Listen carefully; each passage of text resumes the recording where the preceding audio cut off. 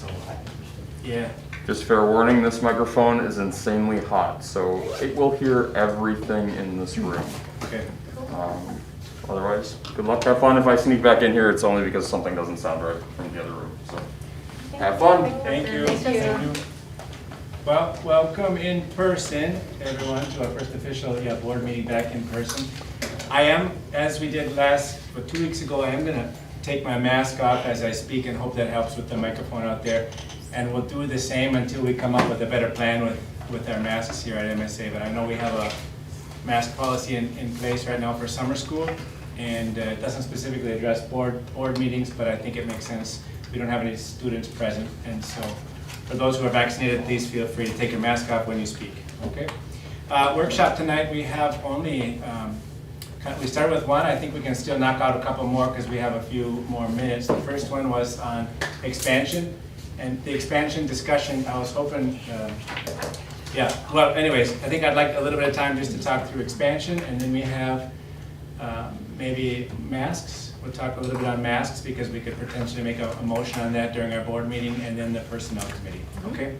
So, yeah, pretty much right on time, 5 o'clock we got started. So this one should go close to 6, I mean at most, and we'll take a 15-minute break, and then back at 6:15 for those of you watching at home. So, first on expansion, did everyone get a chance to kind of look through the expansion documents? Some of them were placed in the board packet.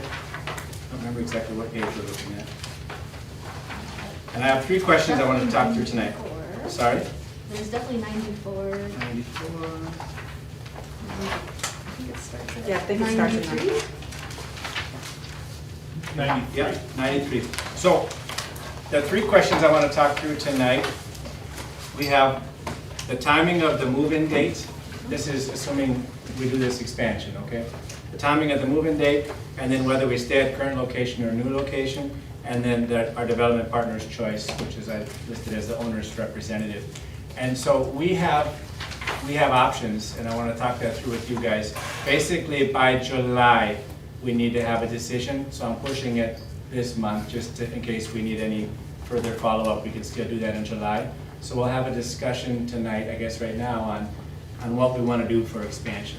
And here are 2 options listed: staying at the current location, relocate to a new location. And the proposal that's in your board packet here was to look through what would it look like on site. We shared last month an earlier version of a potential design. It's just called a massing plan, so it's not like an architect went through each and every one of our requirements, but it's a massing plan. So take the number of students by the volume per student and see if you can fit it on our current site.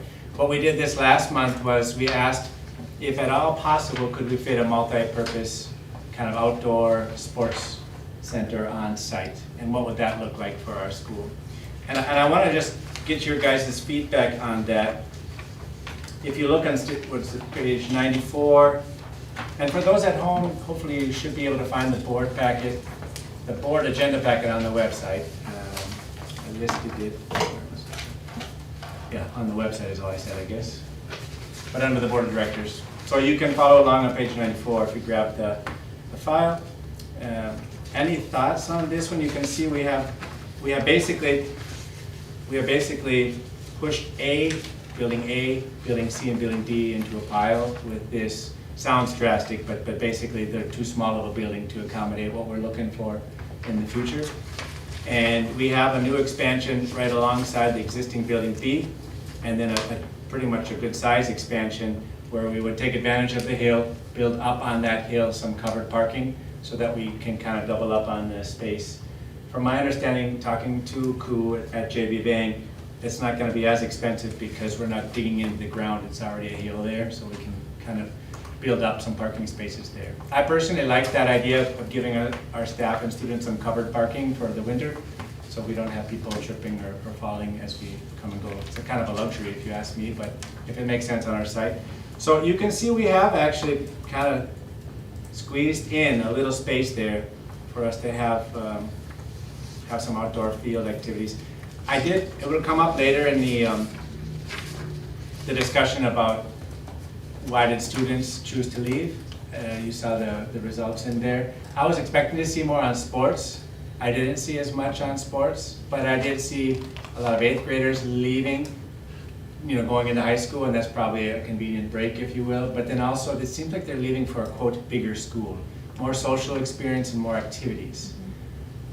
We were looking at this expansion based on finances, not necessarily based on the students. I'll admit, it was based on, we need more students to continue to pay our bills as we grow. But it could also help us along that same lines of what the students are looking for when they switch. If we start to become a school it's a tough one, and that's why I want to talk to you guys, because we have that small school feel right now, and some people appreciate that too, right?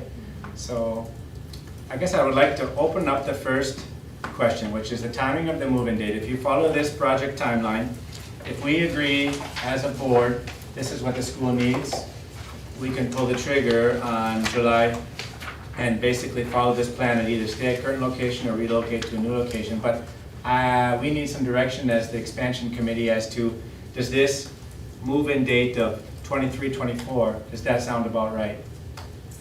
And I know maybe Cody, where you saw there, put you on the spot. I looked through the notes because I couldn't make the meeting last week, but the finance team didn't have a lot of questions. Is there any feedback financially? That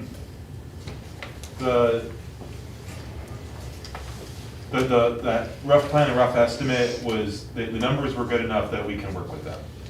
But I know those numbers weren't firm because we haven't done that, actual planning yet. But that skeleton kind of proposal looked good. We can work with that.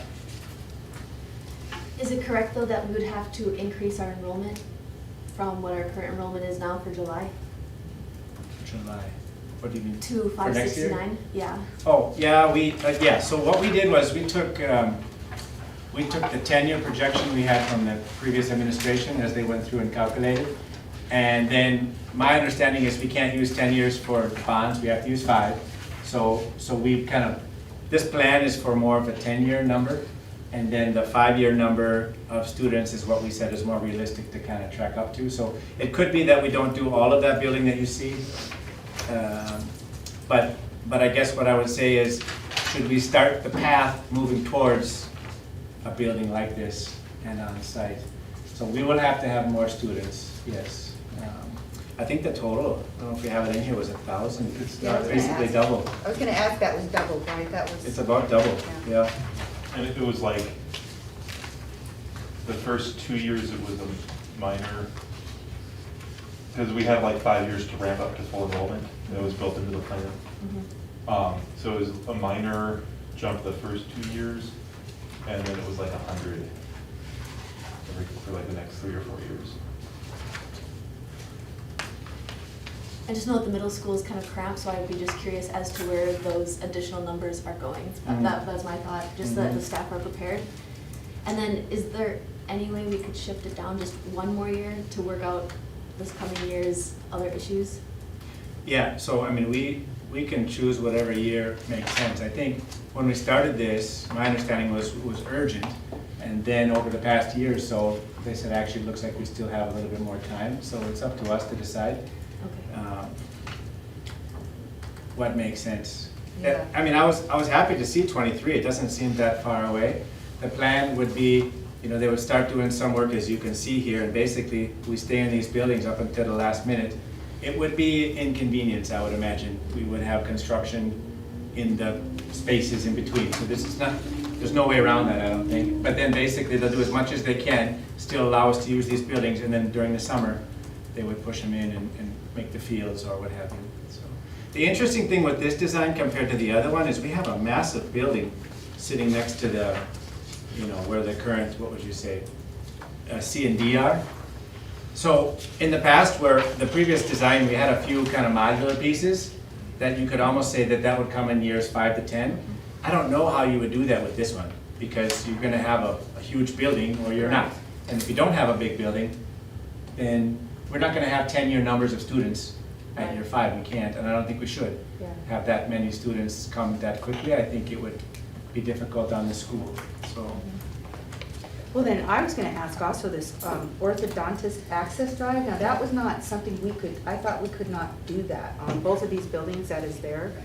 We couldn't build off of, I guess we could from from Afton Road, but not I right. heard we could have as well, Annie. What's that? I heard we could have. Yeah, so I was just curious why that was still sitting there. That has not been approved, is my understanding. Yeah. Now, I missed the meeting with Koo last week, Yeah. but this was a what-if scenario. Okay, but I mean, that's neither here nor there, it's just because we would have to redesign coming in anyway, it Yep. looks like. So this design shows us completely blocking them so that we can build a bigger building. And, yep.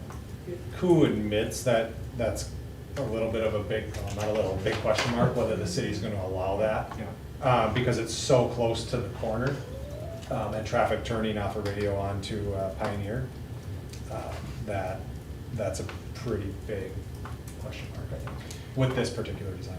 So I guess who here is kind of saying, let's get going, we're already behind? I mean, I hear that from when I talk to teachers, we don't got space. When I talk to parents, I'm storing stuff for MSA because you don't got space. So I hear those issues, which are a little bit different than the finance, but they're still real issues. So who here is kind of in favor of pushing for this 23, 24? I just want to get a sense of what direction we can bring back to the expansion committee. Paula, anything from the students? I think students agree that it's cramped, yeah, but it has been working. But I think we would like it to be bigger if it's possible, if that's possible. So the students would rather see it sooner rather than later? Probably, yeah. Okay. It's kind of crowded right now, yeah.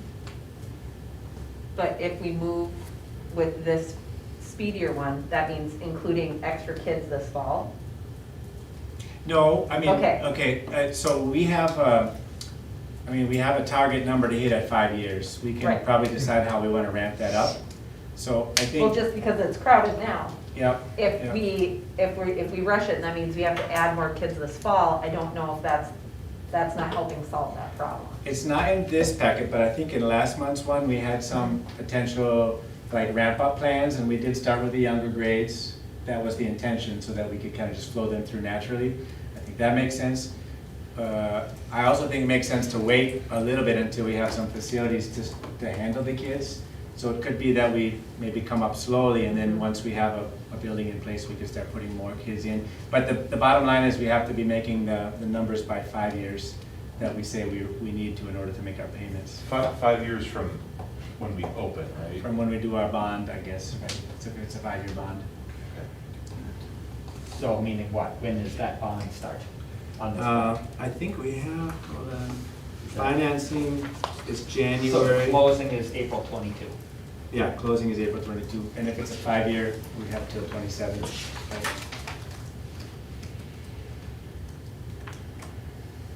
Myself, I'm leaning towards potentially waiting 1 year because we need to know about that Woodbury situation and it's not gonna be easy. So I think it's gonna get delayed a year regardless. And I think that with a bigger facility, we might especially, depending on what we're doing here, neighborhood as well as a residential neighborhood. So I think some of the potential pushback that exists with our expansion is something to be really careful about, and that we're gonna need to talk to the neighborhood, we're gonna need to talk to the city. The city, in the past, when we've had items with the city, it always takes a few months.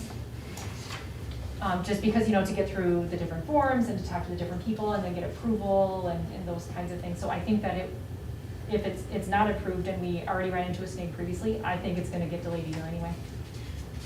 So that's fair. This is not like our expansion committee timeline, though. This is from Koo. So he's planned in those discussions, if that makes sense. So he Oh, kind of no, knows how long it takes and says this is the quickest that you could move in. And I'm just asking, is that what we want, or do we want to wait? We can, I feel like we've made a lot of progress this year on the expansion. We can take another year, but I don't want to lose it if we don't need to, I guess. I think if this is kind of the quickest scenario, how often do things go with the quickest scenario? I think we need to start this, but have our end goal be August 24. But we need to get it at least started so that, if we gotta come up with budget models and, Others? So you're saying just move the target date, but begin Yeah. So then the bonding would be potentially, instead of in 22, maybe in 23? Understand, definitely understand. Yeah. And The only when you- part to be very careful about is every year you wait, costs go up much more than you think they do.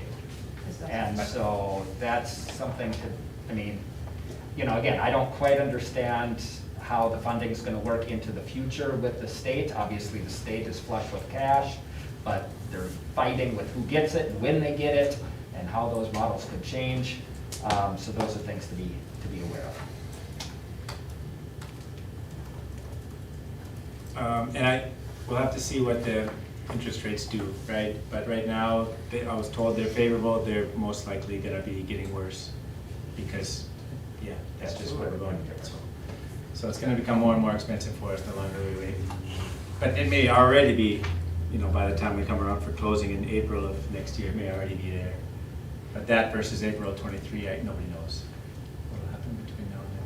So I think what I would need in order to keep pushing for this date is somebody saying, we need the space, we need it now, we need to expand, and I'm not hearing that. Is that right? Not from parents, not from teachers, not from, well, students, you would appreciate more space Yeah. as soon as we could. Okay. Definitely, and it's not that I don't, you know, want the space, it would be wonderful to have more than like 12 inches between my desks, that would be super awesome. But yeah, it's just my concern, and I know that he built into his timeline how long it generally takes for those things. But my concern about that, like, I know there's a snag already, so, Yeah. like, starting off in a negative to get back to that approval, I don't know about that kind of. What situation are you talking about?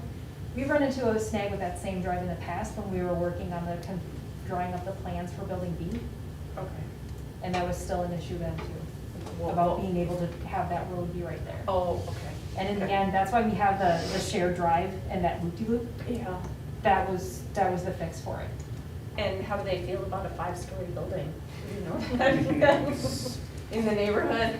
I mean, do they still have to tackle that with the city? I haven't spoken to the owners there directly, but I did ask who to follow up on our behalf. Okay. And basically said, we have potential plans that would involve changing your right-of-way. And they would still like to be there. I haven't heard a response back to the question of the 5-story building next door, Okay. but that leads us to the next one before we move on. So what I'm hearing is a 1-year delay if we were to target, what is it, 24, 25? Yeah, 24. 24, 25? We have a lot up in the air right now. Right now, I think it says August 23, so then it'll be August 24. The school year would be 23, 24, so we'd move that back 1-year target open date. Is that generally what we're looking at? 24, 25, because it's not urgent and it gives us more time to sort things out. Okay. All right. I also, another thing with pushing it back a year, I know Maggie started the process for that online schooling. That may be an option. We may be able to, expand online. Yeah. And that might change what space we need. Sure. Yeah. If we move to having a third of our students online, we can get our enrollment without, Or would allow for a slightly more staggered move-in, or, you know what I mean, just give us a little bit of wiggle room with that move-in. Yeah. Like how many are there on when? The next question I have is here or somewhere else? And so you guys now have seen 2 different options at the current site. I actually got an email just before. Are Go they ahead. equally priced? No, I think they're gonna come with pros and cons. So we have not priced out land elsewhere, but I think we had a rough estimate from Crew when we were talking through it. And the first question was, let's not move unless we have to. So let's see what we can't do with the existing site. And we came up with a couple of different options, and they have pluses and minuses as well. I think that one of the minuses for this current one, if we include that multi-purpose, is that we had idea for a second gym. That would be a little bit smaller gym, but could also be used for hot meal services. So we cater in food. Students could have a hot meal, which I think is something we heard we'd like to see. But that gym just keeps getting smaller and smaller as we try to squeeze in this outdoor multi-purpose space. So it's smaller than we had hoped. The other thing is this 5-story building and blocking off access. So I think, of course, if you have a green site, an old farm or whatever you could find, it's not going to be here. It's going to be outside of this area. we did do the map where we looked at the existing students and wish list students. I'm not too scared about moving from that map of zip codes. It looks like we could actually place something a little further south or a little bit east and still pull in students, but that would be a pretty big change. The pro would be you can set up a whole new building and then just the next year swap. So, and we'd have to work through a bit of the finances on that one because we'd be basically covering 2 buildings until we can find an owner of this one, which is maybe more difficult than that because it's pretty purpose-built. The other option is having a second site and doing middle school here and Yep. high school at another site. I know that kind of divides the campus, but that's an option.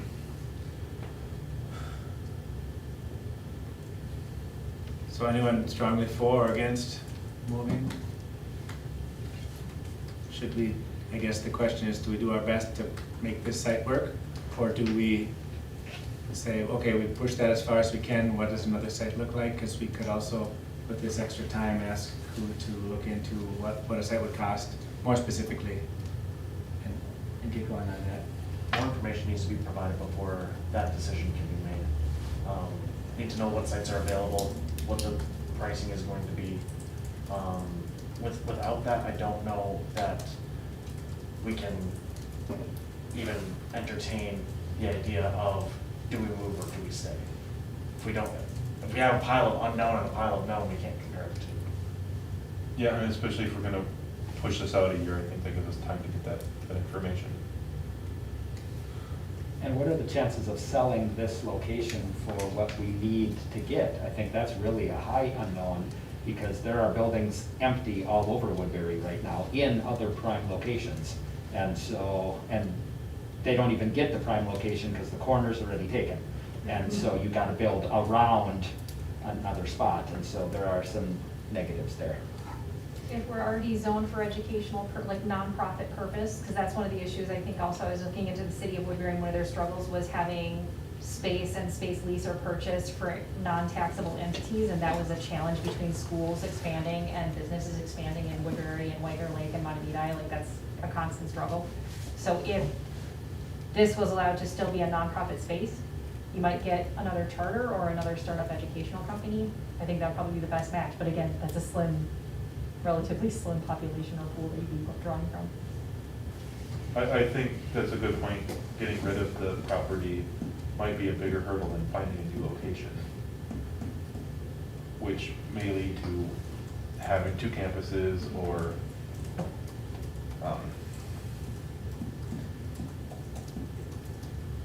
I don't know, yeah, and I don't know if, we're not this isn't the best fit for us as a school.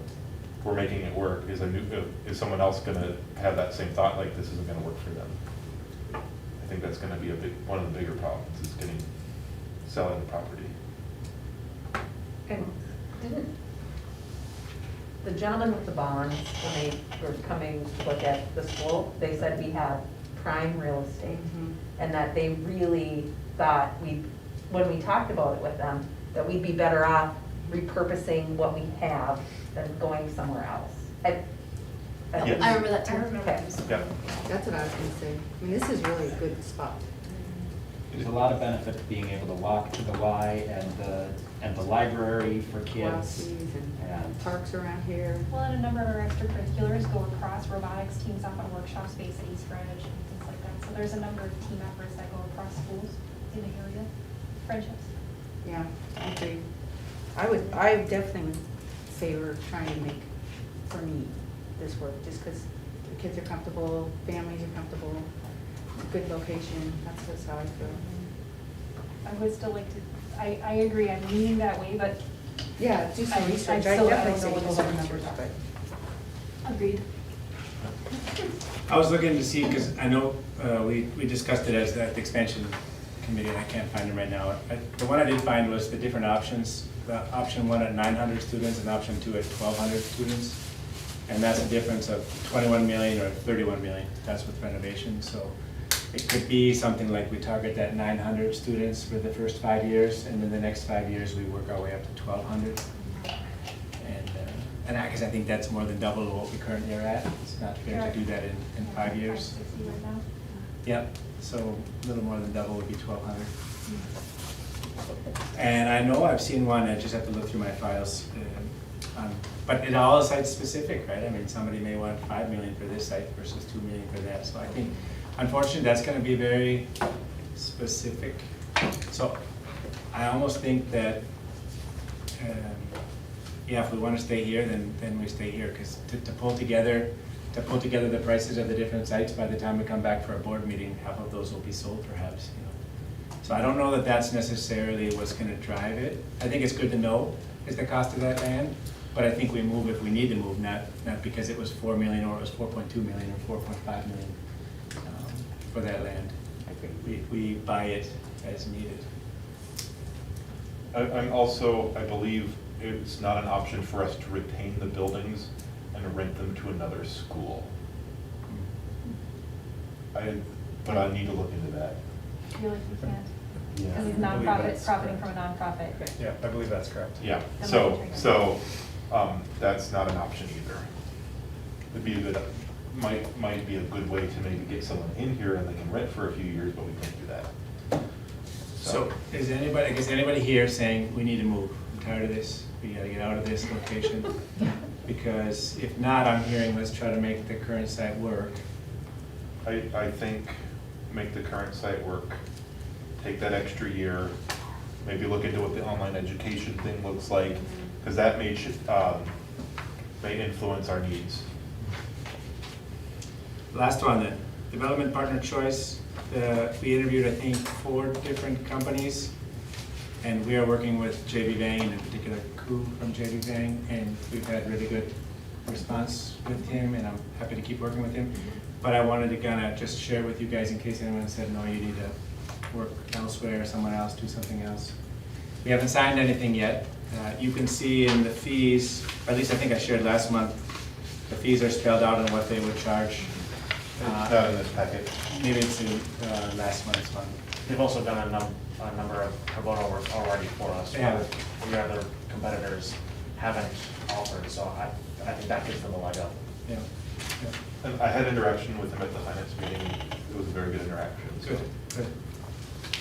If we put it off a year, is he gonna want to charge us something for the delay, or?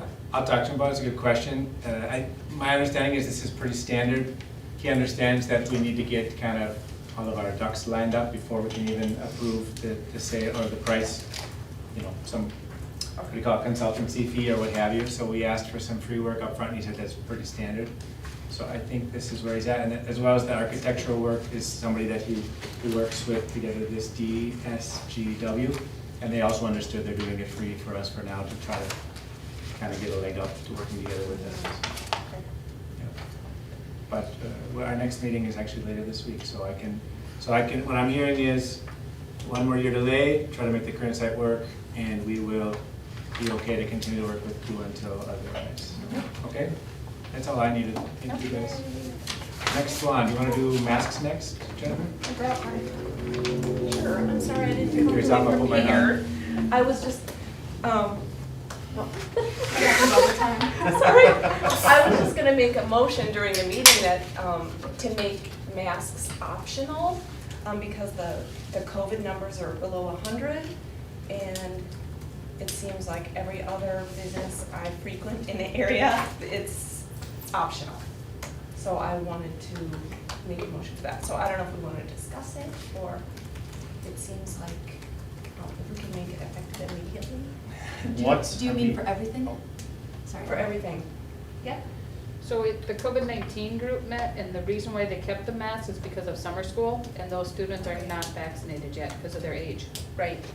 So that's why they chose to keep the mask in place Okay. while inside. I mean, we can have the COVID-19 group re-meet and maybe reword it, saying something the line of students wear the mask, when with students you wear a mask. The COVID-19 group could look at it. Do we need them to? Can't we make a Well, I decision would for suggest, the since school? that's what we've done it all along, that we follow that. I mean, we have a doctor on the COVID-19 group. It's really kind Yeah, of but reassuring. Okay. It just seems like the numbers are really low. Mhm. Other schools aren't wearing masks. We could do the same. I think the school board could make that decision today.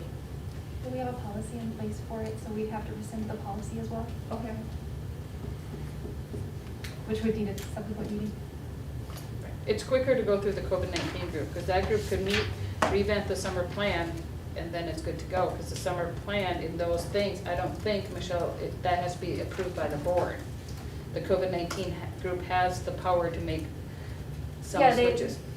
They are operating under the, like, Minnesota Safe Yep. Schools Plan. And Yep. so that one's under recommendation from MDE and MDH, so many acronyms. Yep. That might be your quicker way, Jennifer, is have it go through the COVID-19 group. Then just doing it tonight? Well, it can't be done tonight, but we could try to get it done this week. Okay. And why can't we do it tonight? Because, We have a policy for the masks that is in place right now that was passed by the Okay. board. So to rescind the policy, that would need to be at a subsequent board and meeting. then we'd have to do it in August? Or the We have July that. meeting? July Is that what meeting. you're- Okay. And I didn't have time today because I was doing a bunch of other things today. But I was gonna put in a call to Eugene to ask him, how do we rescind an emergency order policy? Yeah. Because we've never had one. Okay. So I wanted to make sure when we rescind it, Okay. that we do it correctly. Because it might be a 2-meeting thing where you have to do the initial thing and then the Okay. final. Or it might just be a 1-meeting guide. But I just want to make sure that when we take action on that policy, that it's following what the recommendations are. Could we just ask the COVID team as the board, make a motion, COVID team, please revisit this given the most recent numbers? Okay. And come back with an update by the end of the week, I something don't like think that? it even has to be a motion. I think if you want me to do that, I can just, Yeah. Oh, so it doesn't have to go through the board at all? not through the Is that- COVID-19 committee. Oh, okay. Because they have special, Oh, yeah, Right. let's do that. But the way the mask policy is worded is in correspondence with that. So Right. there's still going to be some masks. There would still be masks, I think, with summer school, but you might be able to have some wiggle room Okay. when it comes to evening events or things like that. Okay. I think that'd Sure. probably be the most That likely sounds middle good. ground for right now. Okay. However, one question I have is just for the meeting itself. Paula is here as a student, but just as like, in terms of people being able to see what we're saying and hearing what we're saying, I know that the masks interfere with that, so I was just wondering even for the board meeting itself. Our board reporter emailed me and said that she could hear everything just fine. Okay. I thought that there was an email that came out, though. I thought you had sent an email that the governor said during board meetings, you don't have to wear a mask. Was that? I believe our specific requirement was for summer school, and we left it open for other activities a little bit, so we're following the summer school one. I guess my own opinion is people who feel they need to wear a mask should still feel comfortable wearing a mask if you're either unvaccinated or you feel you need to. But I think it would be nice for those who are vaccinated and who would like to not wear a mask anymore, have that opportunity. So, but I think we're not necessarily required other than our own policy right now that we've created. So we're trying to follow the Right. policy that we have Okay. until we change it. Yeah, so it's a good question, and I think a lot of people would appreciate not having to wear it. But then there will be some parents and students that are glad that we are wearing masks here because they feel more comfortable for their children in summer schools. Right, okay. So, Sorry, that's my phone. Trying to figure out which one.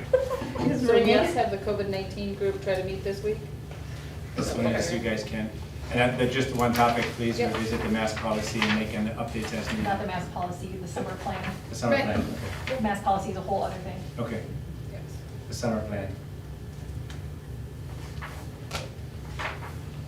And I guess, I don't know if you need to specify different activities. I understand there's been some outdoor activities, there's indoor activities, but, And outdoors, they don't have to wear a mask, okay. so it's just the indoor activities. And then the COVID team can send an email out to the Yep. community and say, we've made a change. Yep. Okay, Effective that'd be today. great. Yep. Okay, Thank you. Yep. good, next one, personnel committee. Ann. Yeah, so 2 months ago, we went ahead and, I can take this out here, put the personnel committee on hiatus, right? Because we wanted to wait till the interim was hired and all that. So tonight, when we talk about committees and who's gonna be on the committees and such, I wanted to go ahead and reinstate the personnel committee with, make a motion to do that, starting in July, with reinstate working with, meeting again, and then have different 3 main goals that are different Because, you know, if you go on the site, when you go on our site, MSA has like our personnel committee purpose statement. And the purpose statement's very different than what we need now. Because it's about, you know, creating, well, I don't have my computer, can you, real quick, thanks Mandy. Just go to the board of directors and then just. Tab? Yeah. On MSA? MSA, board of directors. I should have my computer here, but I left it in there. I'm thinking, oh, we have paper now. And then go to committee, so the personnel committee, so the purpose here, I want to read that for me, thank you. So, would you read that real quick? The purpose of this committee is to create an evaluation process for the director and to provide input and feedback so that the director can create and/or modify evaluation procedures for all other staff members, including the administrative team, teachers, and EAs. So that's kind of why we put it on hold to begin with, and now we have a different goal, because really all committees are board-driven, right? Their goal, we're supposed to tell the committees what to do. So I wanted to propose, in line with, you know, the search committee, what they had, that we begin meeting again in July, and the 3 points were to, 1, identify with executive director job description should be used and provide the search committee that information, because they are looking, if you looked at the timeline that they sent, they want to have an actual job description and by August, and so they don't know which one to use. The one that we approved this year, that was pretty exhaustive, that we all worked on, or the one that the intern's using, which was the 2021 that was prior to that. So they need to know which one to use. So that's the first thing of order. And then the second thing was to help facilitate the organizational assessment as needed by the interim director. And so that's the second purpose that personnel committee we were. And then third is to provide a mechanism for feedback for the interim director for mid-year and end of year. So not an eval process, but just a feedback. So you see how just because of this year, the personnel committee is shifting purpose. And then once we, if I could make that motion and we can talk, you know, we can talk about it now, like ask me questions, then I would ask, you know, Carrie to switch our purpose statement, and then that's what we would work on as a personnel committee, which is very different than what we did before because it's a different year. Okay? So is there any questions as far as that goes? So we'd like to start July, and then first order is they need to know job description for the permanent, you know, and they need to hammer that out by August. They need to know which one we want to do. So that's the first thing.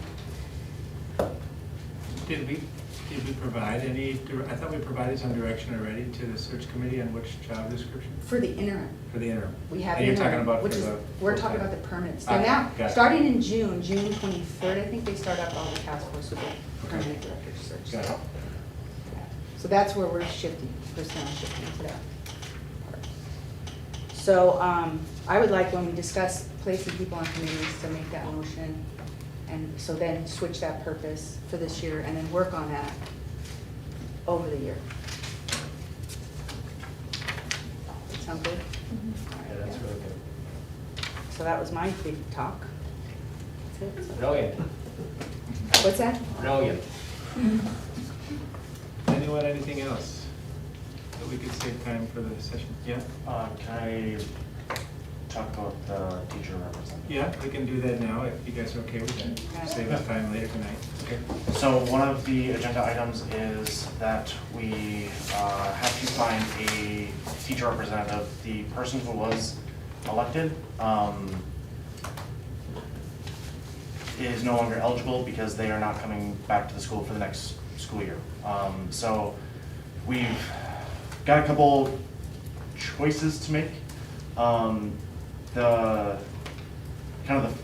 first idea is we could either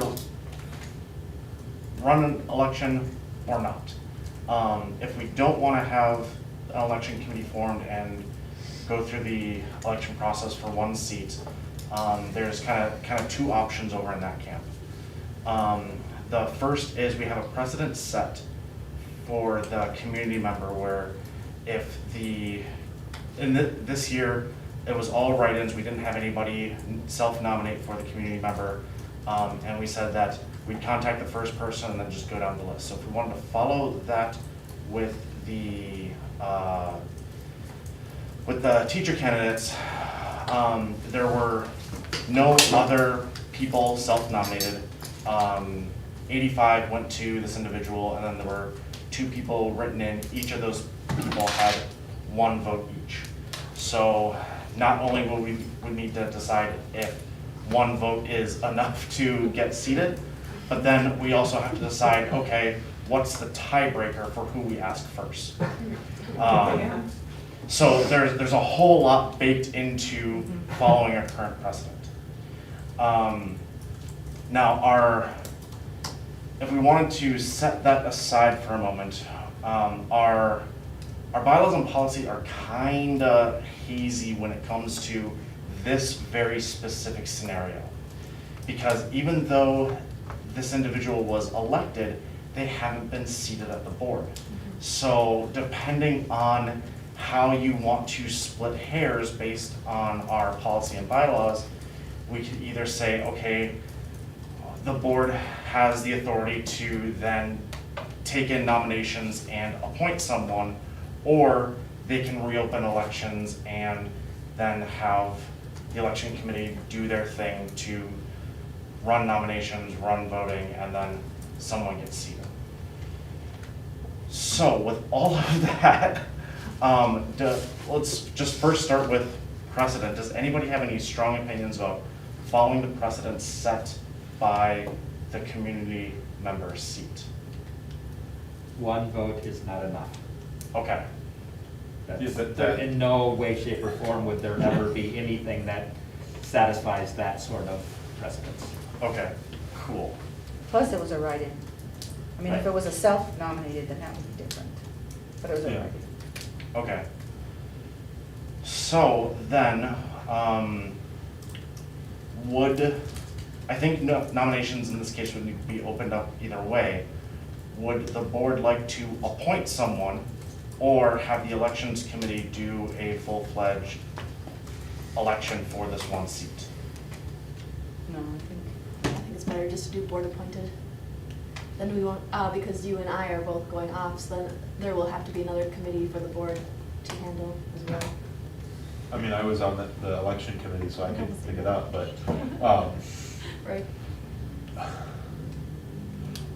I think that the thing is, like, I know Adam was appointed and you were appointed because a seating board member was no longer eligible. But we're not in that exact same situation. I think doing the election would probably be the safest bet. Because then there's no question of, you know, the board, what's the word I'm looking for? You know what word I'm looking for, right? I The do board have- self-serving Yeah. Shenanigans. shenanigans. Definitely. That's the word I was looking for. I think the appointment, I know that that can be faster, but again, if you went by a strict reading of it, the references to appointment are all when you have a seated member leaving. Right. And so that's, if you were going by it, it's not applicable. Myself, I would say election, because we may also have some individuals who did not know whether they could run or not previously, and they now can. You know, circumstances change, and maybe you thought you were gonna be doing like X and Y, and you're not, or, you know, things along those lines. I don't want it to drag out too long, but I mean, a month or maybe 6 weeks if we had I don't think we can have a special session to seat a member, but I have to look into it. I was looking at, special, I can look at the special session. I would think you could have them seated by August, and that would be plenty. Yeah. Right, we have an electronic voting method now anyway. I don't Yeah. think that's a big deal. And so I had spoken to Justin about kind of how quickly he could turn around those pages. And it's effectively 1 business day for the nominations, 1 business day for the voting page. So it's a quick turnaround. It's just how long do you want those things open and when do you want them open? Because the other thing to consider is, yes, having that teacher representative seated as soon as possible is great, but how much of the community is looking at their email from communication That's what I would, yeah, over the next 3 months? especially teachers. And so if the board decides to have the election committee form up again, and run an election, I would honestly recommend having it start around the time school starts. That way you have as many shareholders as you're gonna get looking at these elections and participating. I agree. Although I normally would agree with that, I know that it's not good to have a spot open for that long. So just as thinking about that, I believe our Sure. authorizer doesn't want an opening like that for too long. Could we appoint someone as a interim board member until someone gets elected? It's kind of a theme, I guess, we've been going with. Probably. So Gina, what are you doing I for could next teach year? you. Yeah, maybe. That's actually not a bad idea, Cody, actually. 'Cause- If we can find somebody that's willing to serve for till September, we could advertise in August and have everything elected for the September meeting. That's actually a real good Sounds idea. good. Michelle, you're up to date with most of our policies, does that seem? There is no reference to interim board member. There's Do we no need- place where it says Michelle? no. Do we need to change? I mean, because this is an edge case, in my opinion. I mean, we had someone elected who thought they must have been here, and then they decided not to. So I agree, we have no vacancy to fill, so it's a little bit difficult to have the board appoint. I love the idea of an election, keep it open and on, but in order for that to be fair, people need to get their emails, so Yeah. let's not rush it and wait. So I also talked to some others, well, one other school in the area, and they have 6 people on their board, they want 9. So they get by, it's not great, but they, you put a lot more pressure on those 6. So 8 out of 9 is not unreasonable, but we've been lucky that we've had 9 pretty consistently as long as I've been on, so it's been great to divide up the work. So we should try to keep 9, in my opinion. I like the idea of nominating Gina, so. Maybe it open to all the teachers and I'll think about it.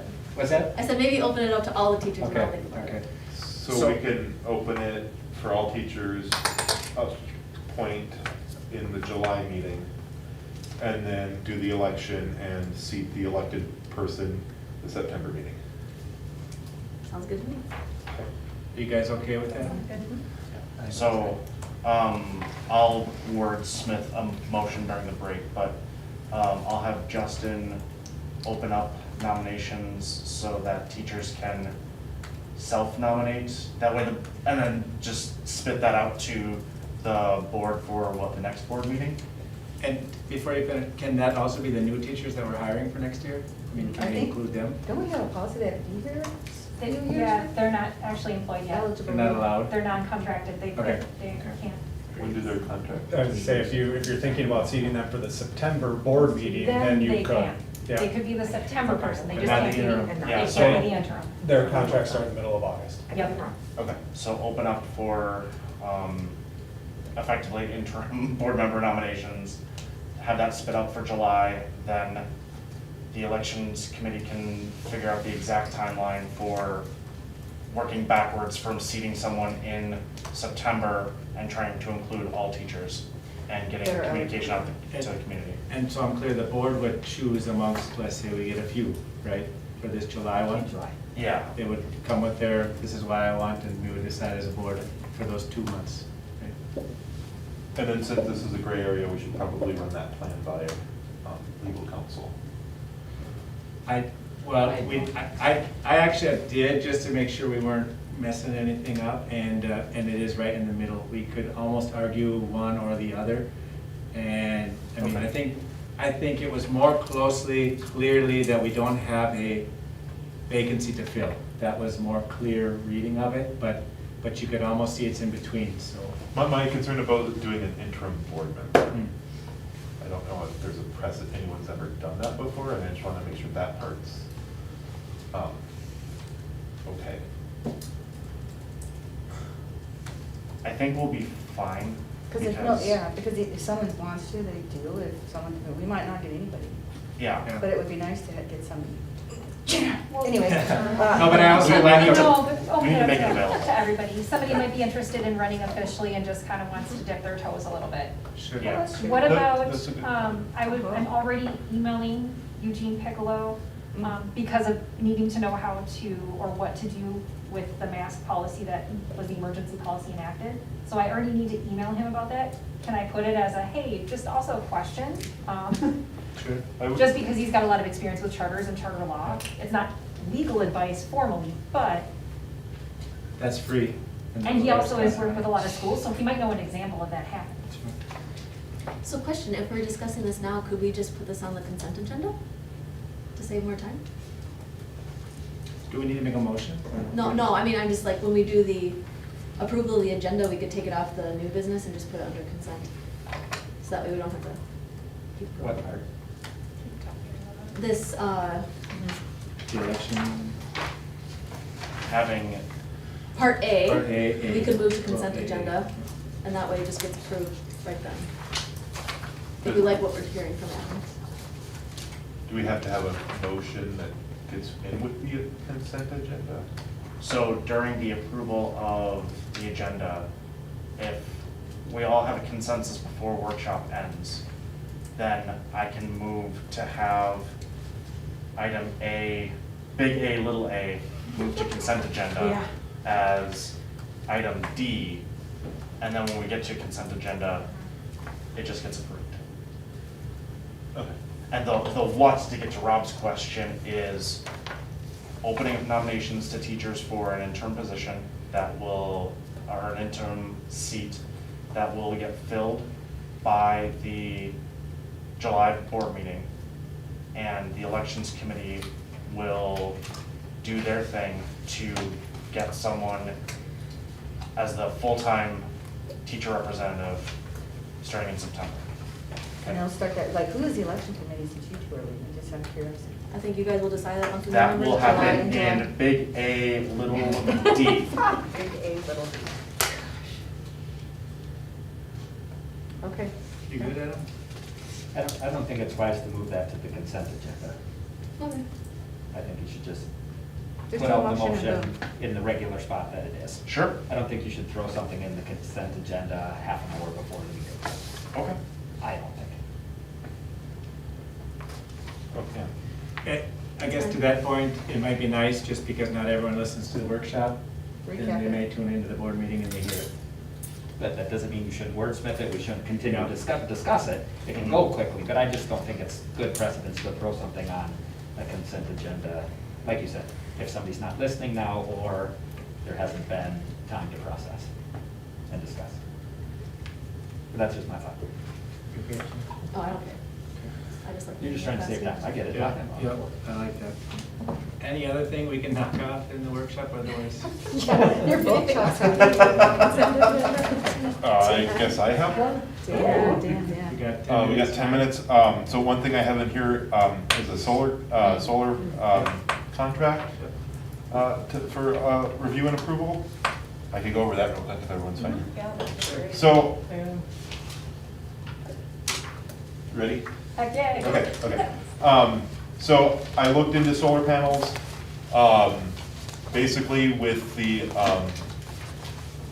not knowing what was gonna happen with the location, if we were gonna stay or leave. I didn't really, and it would take like at least 8 years to pay back. I wasn't ready to commit to that. One of the companies gave us a solar farm contract, where basically instead of buying solar from Excel, or electricity from Excel, we buy it from the solar farm at a cheaper rate.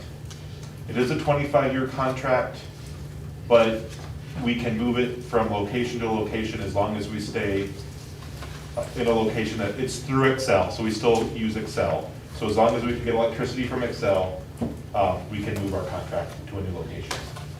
So at the 2 months ago, when we were looking at things that seemed to fit all the boxes we needed, it would save us first year about $6,000. There is on page 124, the last column is a cumulative savings, and then the column before that is annual savings. So I did have a question. Yep. Solar farm, I mean, what is a solar farm? I mean, I came from California, and I remember like in Palm Springs, they started putting up the wind, like, we have wind tunnel thingies, or what? Yeah, so there's basically a field somewhere, I don't know exactly Oh, where, okay. that is Huh? They're everywhere. Yeah. Yeah, so a lot of them, they're just solar farms. They're just like. the Solar panels. panels. Okay, so then we tapped into that, is that? So they, I guess, they sell to Excel, Okay. and then it goes all into the I see. power grid. And then but we subscribe to their electricity versus I all their got you. I electricity got you. from Excel, so we get a better rate. And, as far as billing is concerned, I think the bill still comes through Excel. And you just get, they give you like a bill credit to change the difference.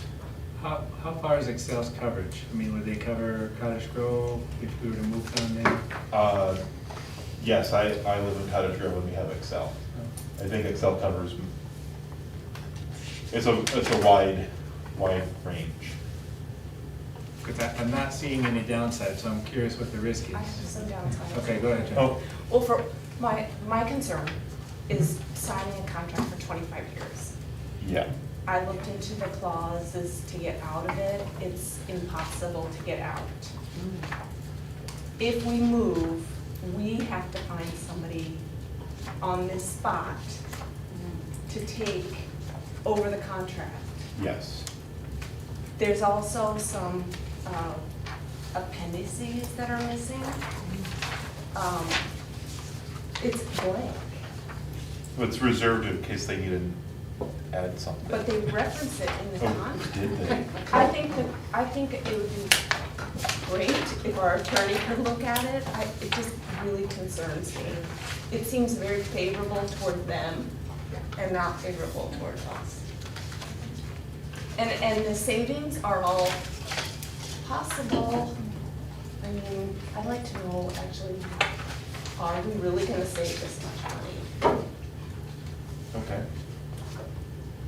I mean, maybe some testimonies, I mean, other people that have had good luck with them, but Okay. I don't know, it just makes me a little nervous. To Jennifer's point, I would be concerned about that kind of commitment for $5,000 a year. Right. At the end of the day, besides the environmental benefits of it, which is fantastic, $5,000 a year is not anywhere near make or break for a Yeah. 5 million, potentially larger budget as the school gets bigger. One of the things we talked about, and it was not included, was with the expansion, right? So we're at, let's say we do a 30 million, project, how much extra would it cost to put solar panels on the top? And could we work that into the cost of the building? Mhm. I don't know the answer, because we didn't even have the footprint yet, but that would be at least within our control, as opposed to, and if new technology improved, we could then pull out and put in based on the finances, right? If it made sense. And we financial could sense. own it. We would own it, charge of and we it. would be selling our electricity Yeah, back back to to them, yeah. Excel. Yeah. I don't know how the numbers work out on that, but I know residentials are doing it more and more. So from my understanding, what I got 3 different quotes. With our current, we couldn't get panels for building A. And they were unsure about C and D, they were gonna have to do a site visit, they never got that far. So basically, it would just be building B.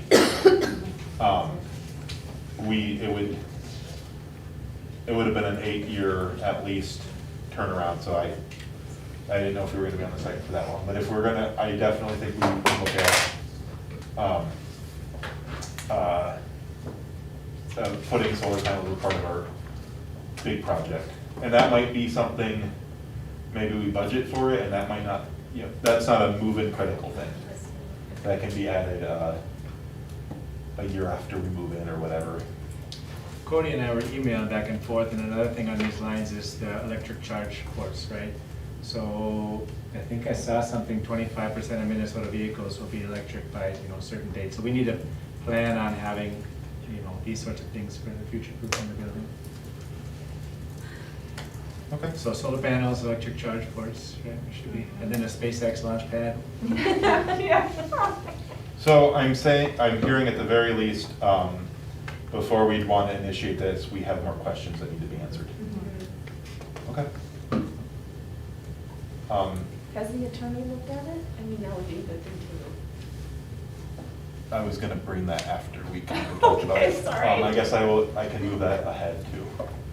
I would just caution, I mean, every time they look at stuff, it costs money. Oh, So if we're serious about it, then they can review it, but I can Yeah, imagine we can wait reviewing then. these I can pages is wait gonna be and see. expensive. I would say no. Yeah. I think you already highlighted the concerns they may come back with as well. Okay.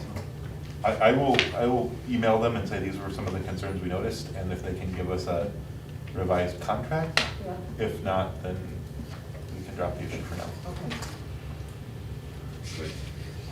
And then maybe just when we do the agenda, a quick summary of that. Pop it off. People- Or do we want to leave it and then summarize what we talked about now? Summarize what we talked about now. Okay, okay. Yeah. All right, that's 6 o'clock. I'm calling time on this one. 15-minute break. For those at home, Adam, can you, or Annie, are you gonna read it? No, I got it. Go ahead. Oh, Adam, got it. No, I gotta go. We'll be right back. 15 minutes, everyone. Yeah.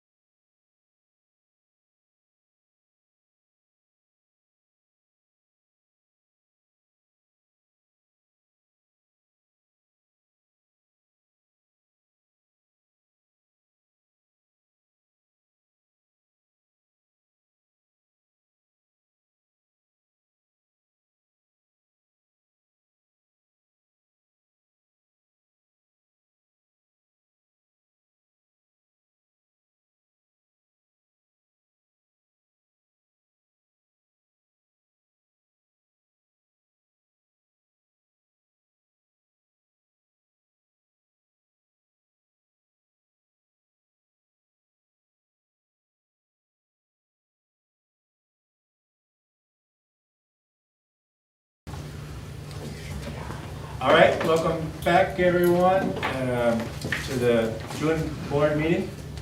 So hopefully everyone at home can hear me, and we are starting here at 6:15. As we mentioned at the workshop, if you are speaking and vaccinated, feel free to take your mask off for clarity, and if you feel more comfortable with your mask on, no problem there. So let's start our meeting. Paula, can you read the mission and vision of the school? So our mission, we provide accelerated curricula in all subjects with an emphasis on math and science, and our vision to be an innovative, sustainable model of academic excellence that creates well-rounded, lifelong learners and global citizens. Okay, I'll do a roll call. Gina Albers, Here. Michelle Kwiatkowski, Here. Cody Schneed, Here. Adam Bartz, Here. Robert Krieger, Jennifer Bartle, Here. Maggie Berggraf, Here. Annie Cardenas, Here. and Danny Aleckson here. Great. Paula's here as well. So, approval of the agenda. I saw a couple new items. Do you want to speak up? We'll have to motion first. I move to approve the agenda. Okay. This is Adam, a second. All right, all those in favor? Wait, actually. Discussion first, sorry. I believe we have to add the appointment for the Iowa Authority to Cecilia Dodge. Okay. Do we want to put that under new business or consent? Is there much discussion for that? I think there's some discussion. Consent? Then can we just put it under consent? Should that be as of June 28th or? Yeah. just- Yep. So appointment of Cecilia Dodge as Do we Iowa need, Authority. currently it's Tom, so do we need to remove him, or do we, in that same motion? I would just add that in, Tom, if you're okay, we remove you and replace with Cecilia. Okay? I think if we use the word change to Cecilia, that would Okay. cover.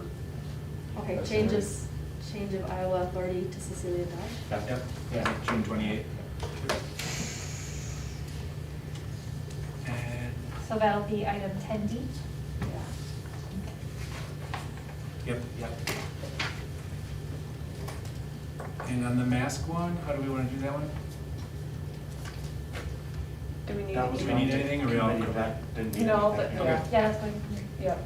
So We don't we're have done. to discuss it. Okay. Also, when we're looking at, well, never mind, it's not related specifically to agenda. Can I just say to the community that we're having the COVID team? Okay.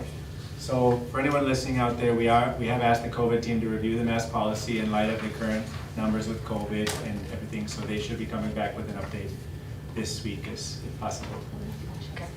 Okay. Any other changes to the agenda?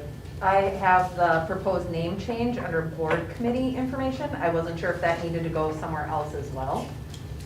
I didn't think it did, but, It's in there already. okay. Is it okay we take it there? Yes, that's perfect. And then the pass-fail change for modified transcripts actually goes under academics committee, not under communications committee. Okay.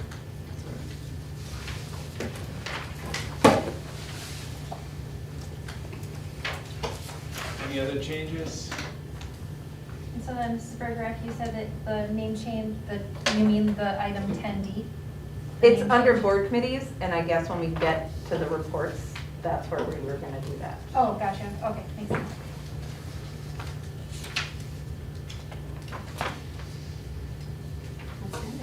So, and we can motion in favor of those changes, the new agenda. All those in favor, say aye. Aye. Aye. Opposed, nay? Motion passes 9-0. Oh, abstain, anyone? All right, next one, approval of the minutes. I think we missed the open forum. Oh, sorry, open forum. Did anyone sign down on that one? You have, Mary? Okay. So I think this is new for us on open forum, but are you okay to stand in front of the camera? Yeah, I think Justin had you like, come up like. Maybe here, there. The same camera's pointed right. You can hopefully hear me And okay? then do you have the form, the open forum form? There was no form, there was Oh, just. it's just a sign in. I thought there was just a sign in. Just Did you sign it already? Yep. Okay, maybe you introduce yourself and then your name and. Sure. role. Yeah. I am Mary Yap, and I am a parent of a current incoming 8th grader. and as well as an alumna of this school. So dear Chairperson Ellingson, interim co-directors, and members of the Board of Directors, as a member of the MSA community, as a parent of a current student, and a parent who has been a part of this community for nearly 10 years, I was surprised to say the least when I looked at the agenda for tonight's meeting. I am coming to you tonight to ask you to reconsider your vote to approve the agenda and make the following amendments for greater transparency in the following areas. 1, we have known for quite a while now that a third-party investigation is occurring at MSA. However, since it was announced nearly 2 months ago, nothing has been said about whether or not it has commenced, concluded, or an anticipated completion date with results to the board. I continually hear how nervous this makes current parents, incoming parents, prospective parents, and employment candidates, as well as our teachers. Secondly, what are the plans for reopening in the fall? Will students be back full-time, 8 classes per day? What happens if a student has a medical reason to be distance learning? Do they then lose their spot if it's an incoming 6th grader or other student? This discussion needs to begin now, and this needs to be on the agenda for tonight, not to wait until July, or we will once again be behind and acting in a reactionary way. Handbooks should be having their first read-throughs tonight, so final read-throughs can be done in July. Without an additional meeting this summer, the activities handbook, among others, will not be ready to go out to families in early August, prior to the athletics beginning, or back to school information being sent out. Third, I understand that some are very interested in the idea of expansion, and I am seriously concerned that we are moving so quickly on proceeding with this that we are looking over some key factors. I have never heard any discussion about expansion options that are available to us. In an effort to keep class sizes small and the community small, but still expand, has any thought been given to possibly expanding to the younger grades into an elementary type option? It is my understanding that elementary students bring in more financial resources from the state, and we would establish a true feeder program into our middle and high school programs. This would also allow us to expand on a different site without causing either students or staff members to commute between campuses and increasing transportation costs of that. In the case of a music or choir position, it would be possible to hire someone that is licensed for K-12, who would be able to split their day between the 2 campuses, meeting both needs. My second point to this is this. Until we get the full survey of the land and how we are faring both from a policy and an organizational assessment or infrastructure standpoint, how can we look to build a bridge, or in this case, expand our school? We first need to get the results of the third-party investigation, update our policies and procedures, and staffing organizational structure, and then we can confidently look at expansion. Lastly, it pained me to hear about the athletes who did not have transportation to athletic events this spring and could not secure transportation on their own to be able to compete. It frustrated me to read in the packet this afternoon, as I briefly skimmed it between meetings, to see that there are activity funds that were collected and went unused, yet busing could not be provided for these athletes. So the athletes that were able to participate were those who were fortunate to have a spare car to get themselves to competition, or a parent with a flexible schedule to take them, or they had a stay-at-home parent with an extra car or an additional car that could take them. It seems to me that sports participation may have been viewed a bit exclusive rather than inclusive. I ask you to please consider amending the agenda to give at least an update and make sure these items are at the next board meeting's agenda. Thank you. Thank you very much. So it's good to be back in person with open forum. Do we have any other open forum? Good, so noted on these items. And the open forum process, my understanding is we don't necessarily need to comment, but thank you for the input. And I think some of these will actually address in some of the different reports. So, thank you. Okay, then I think now we can move on. Sorry, we skipped that. Approval of minutes. I'll move to approve the minutes.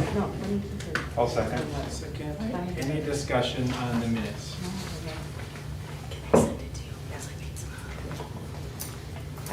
And are you covering both of them? Are we able to cover both? Okay. Any discussion? in the Well, areas? I actually do have a discussion and a Okay. change. So page 4 of the BOD workshop regular meeting, it says here that call to order by me, and it certainly wasn't me. Oh, So no, thank sorry, you. I'll fix that.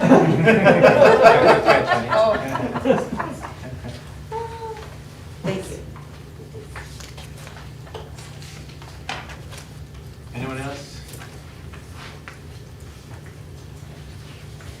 Take that as a no. So can we, all those in favor of approving the minutes, say aye. Aye. Opposed, nay, abstain. The agendas pass, 9-0. The minutes pass. Next up is the chair's report, and I had just 2 things.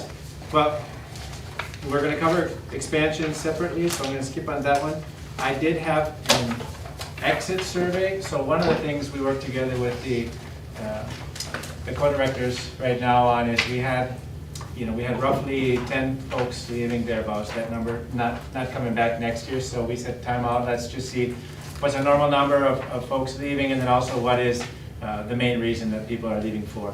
I have the survey results. I purposely didn't put them in the packet because some of them are specific and I promised anonymity. So we have some specific names, so I'm gonna not talk about the names and different things. But we had 3 kind of simple questions. What do we want to keep? Folks were commenting, basically they love the teamwork, they love the students, we have great students, and they also mentioned specifically they appreciated the diverse students that we have. So these are 3 of the strengths I read across. I got 5 responses back, just to be clear. So I think we put it out to 8 or 9, I don't remember the exact number, but I got 5 responses back, so that's probably fair for a survey.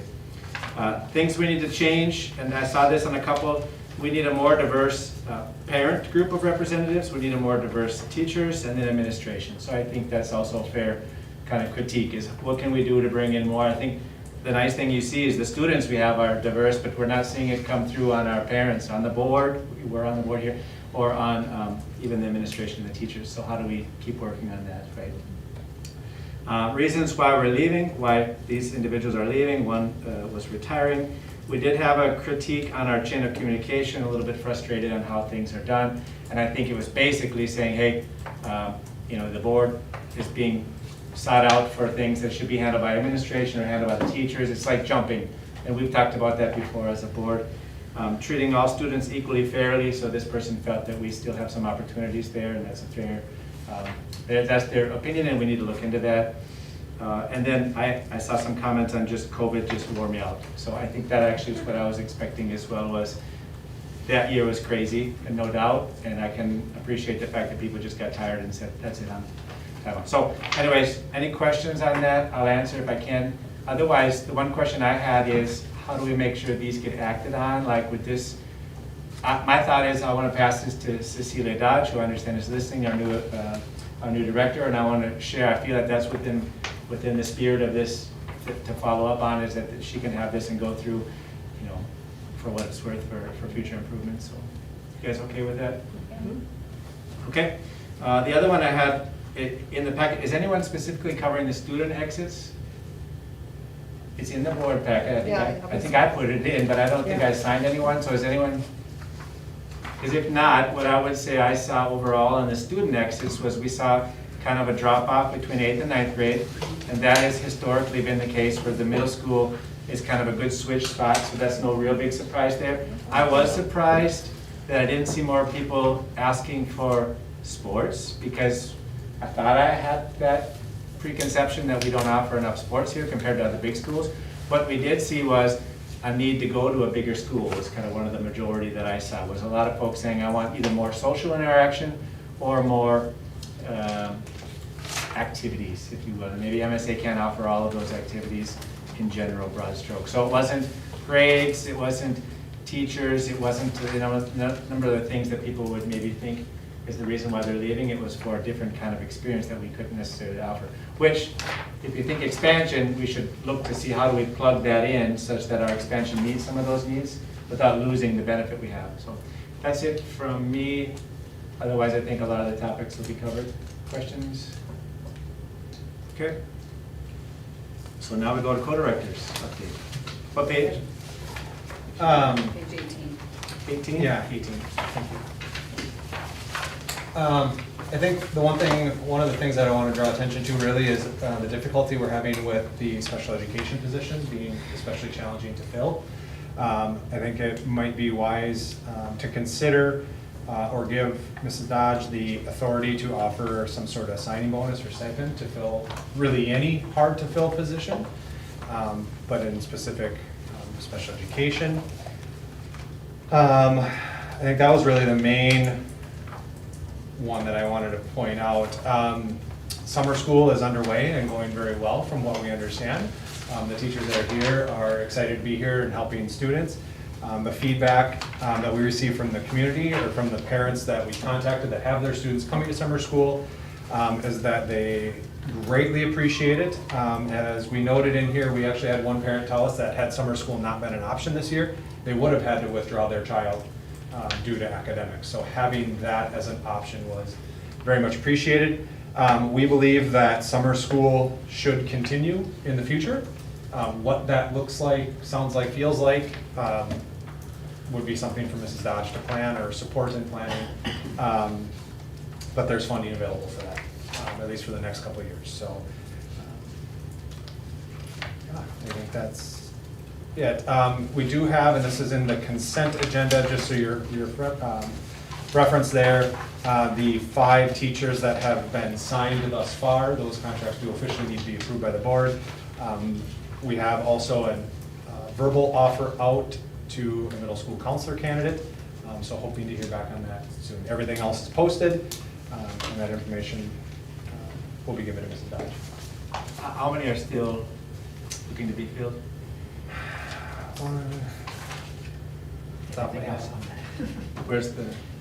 The special ed. On the bottom of page 18 is the list, and the higher is on 19. Yeah, we, student, special ed coordinator / student services coordinator. So somebody to oversee the special education department and 504 plans. And then 4 case managers for the special education department. And the FIAD and health. Health and FIAD. And we need 2 volleyball coaches yet as well. So, and all of those are posted. We did sign a school psychologist today. So. I have a couple of questions. Mhm. So you would recommend some sort of a signing bonus, but why only to special ed? No, Because there's other. To any hard to Oh, fill to position, anybody yes. that's involved. I will tell you that in most of these cases, though we're very happy with the candidates that did sign because we had some great applicants, we had some tough decisions to make in interviews. I don't believe we either missed out on a first or second candidate option due to funds, Okay. due to salary.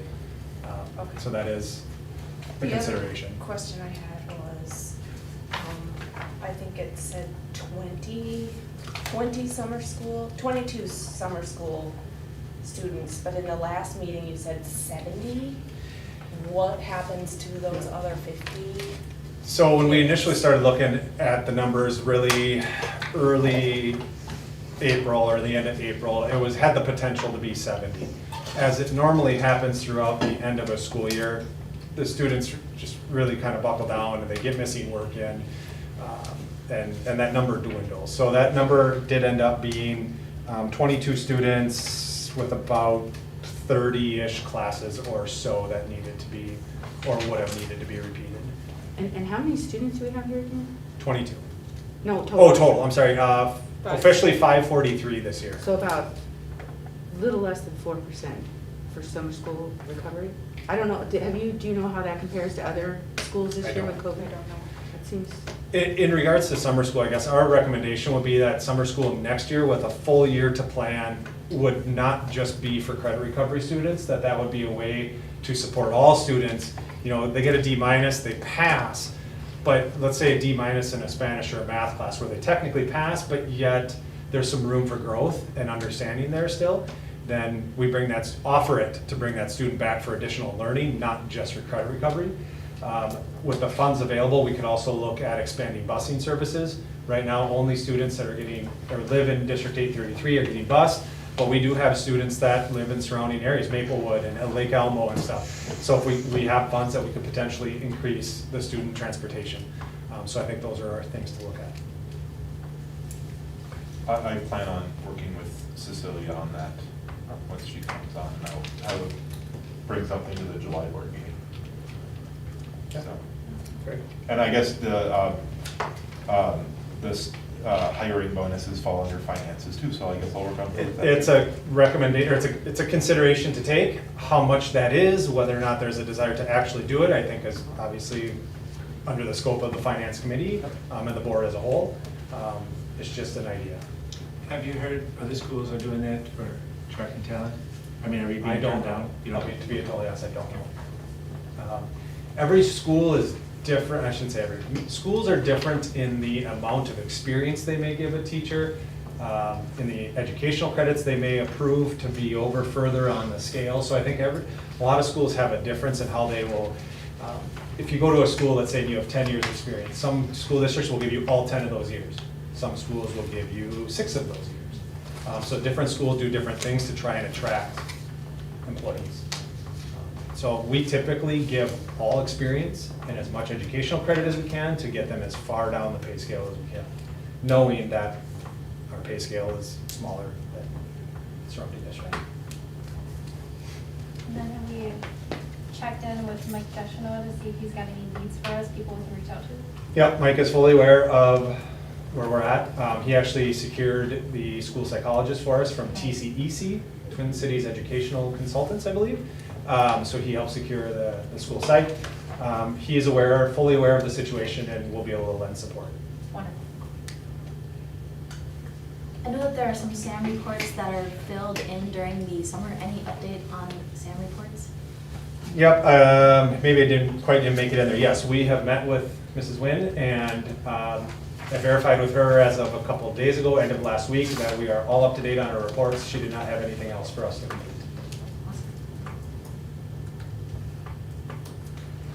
This is my first time being at this stage, but I'm surprised we don't get any more information than just the names.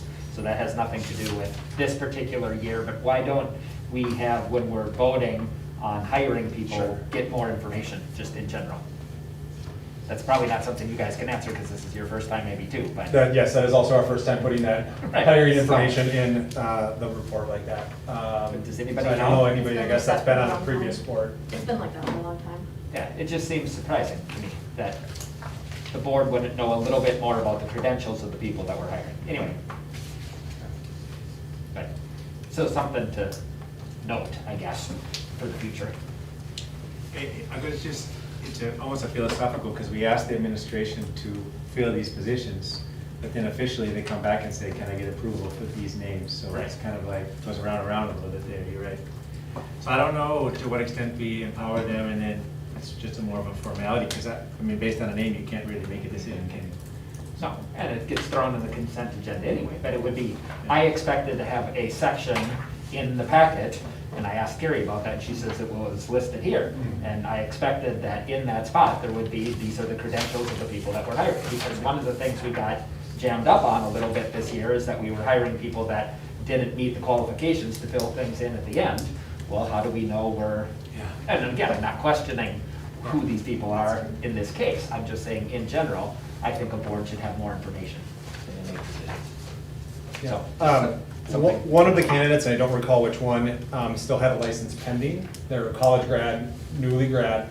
The contract does have language that states this contract is contingent upon achieving correct licensure.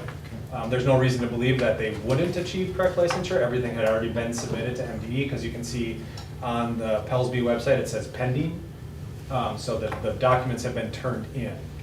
But to protect the school, of course, we wanted to have that language in the contract that they have to be licensed, of course. Thanks, anyway, I don't want to. Yep. Other questions? I just had one more question. Is there also any more consideration of beginning the student and parent handbooks before?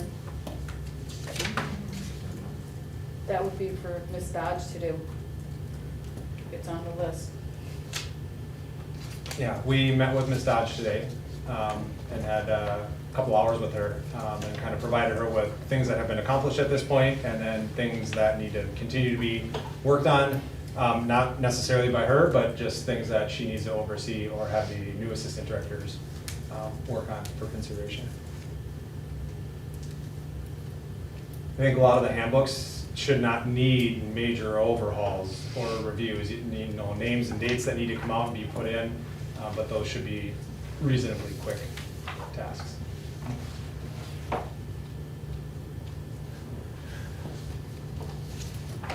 Okay, any others? And Paula, anything student? I will be contacting the new student rep and seeing if they have any questions, but otherwise that's it.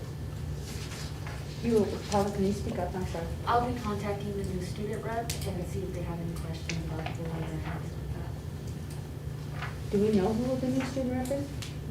Yes, I didn't know if we would announce it this meeting or Okay. the next Okay. meeting. All right. I don't think the student rep starts until September. They don't, that's why I didn't know exactly if we had our official announcement, but I can. Want to know. I'll back So off. Paula, are you still coming this summer then? Or- I plan to, Okay. other than vacation, but Sure. yeah. Okay. Well, thanks for your help. Pins and needles. Oh, that's so exciting. Does the student know? Yes. Okay. Fair question though, trust but verify, you know. Okay, now we're up to item 9, report from the board committees, task forces as applicable. So in Andy Cardenas's, Yeah, so is this where you want that, or do you want it with the new, I think almost we should make the motion with the, down when we assign the committees down there? yep, with the sorry, new- I was, with the new- what I was gonna say is, in the process that you helped us with, we'll just go through if there are any questions on this part, but then I think the assigning was down on 12A, what is that, D? And that's where I'll make the motion, right? Yeah. With the new board, because So- it will be a new board that will. Yeah. And then same for the other committee name change down there too? Well, I mean, I guess my thought is if we had any questions on annual fund, and then when we come to communications, we'll take care of. So annual fund, anything for Adam?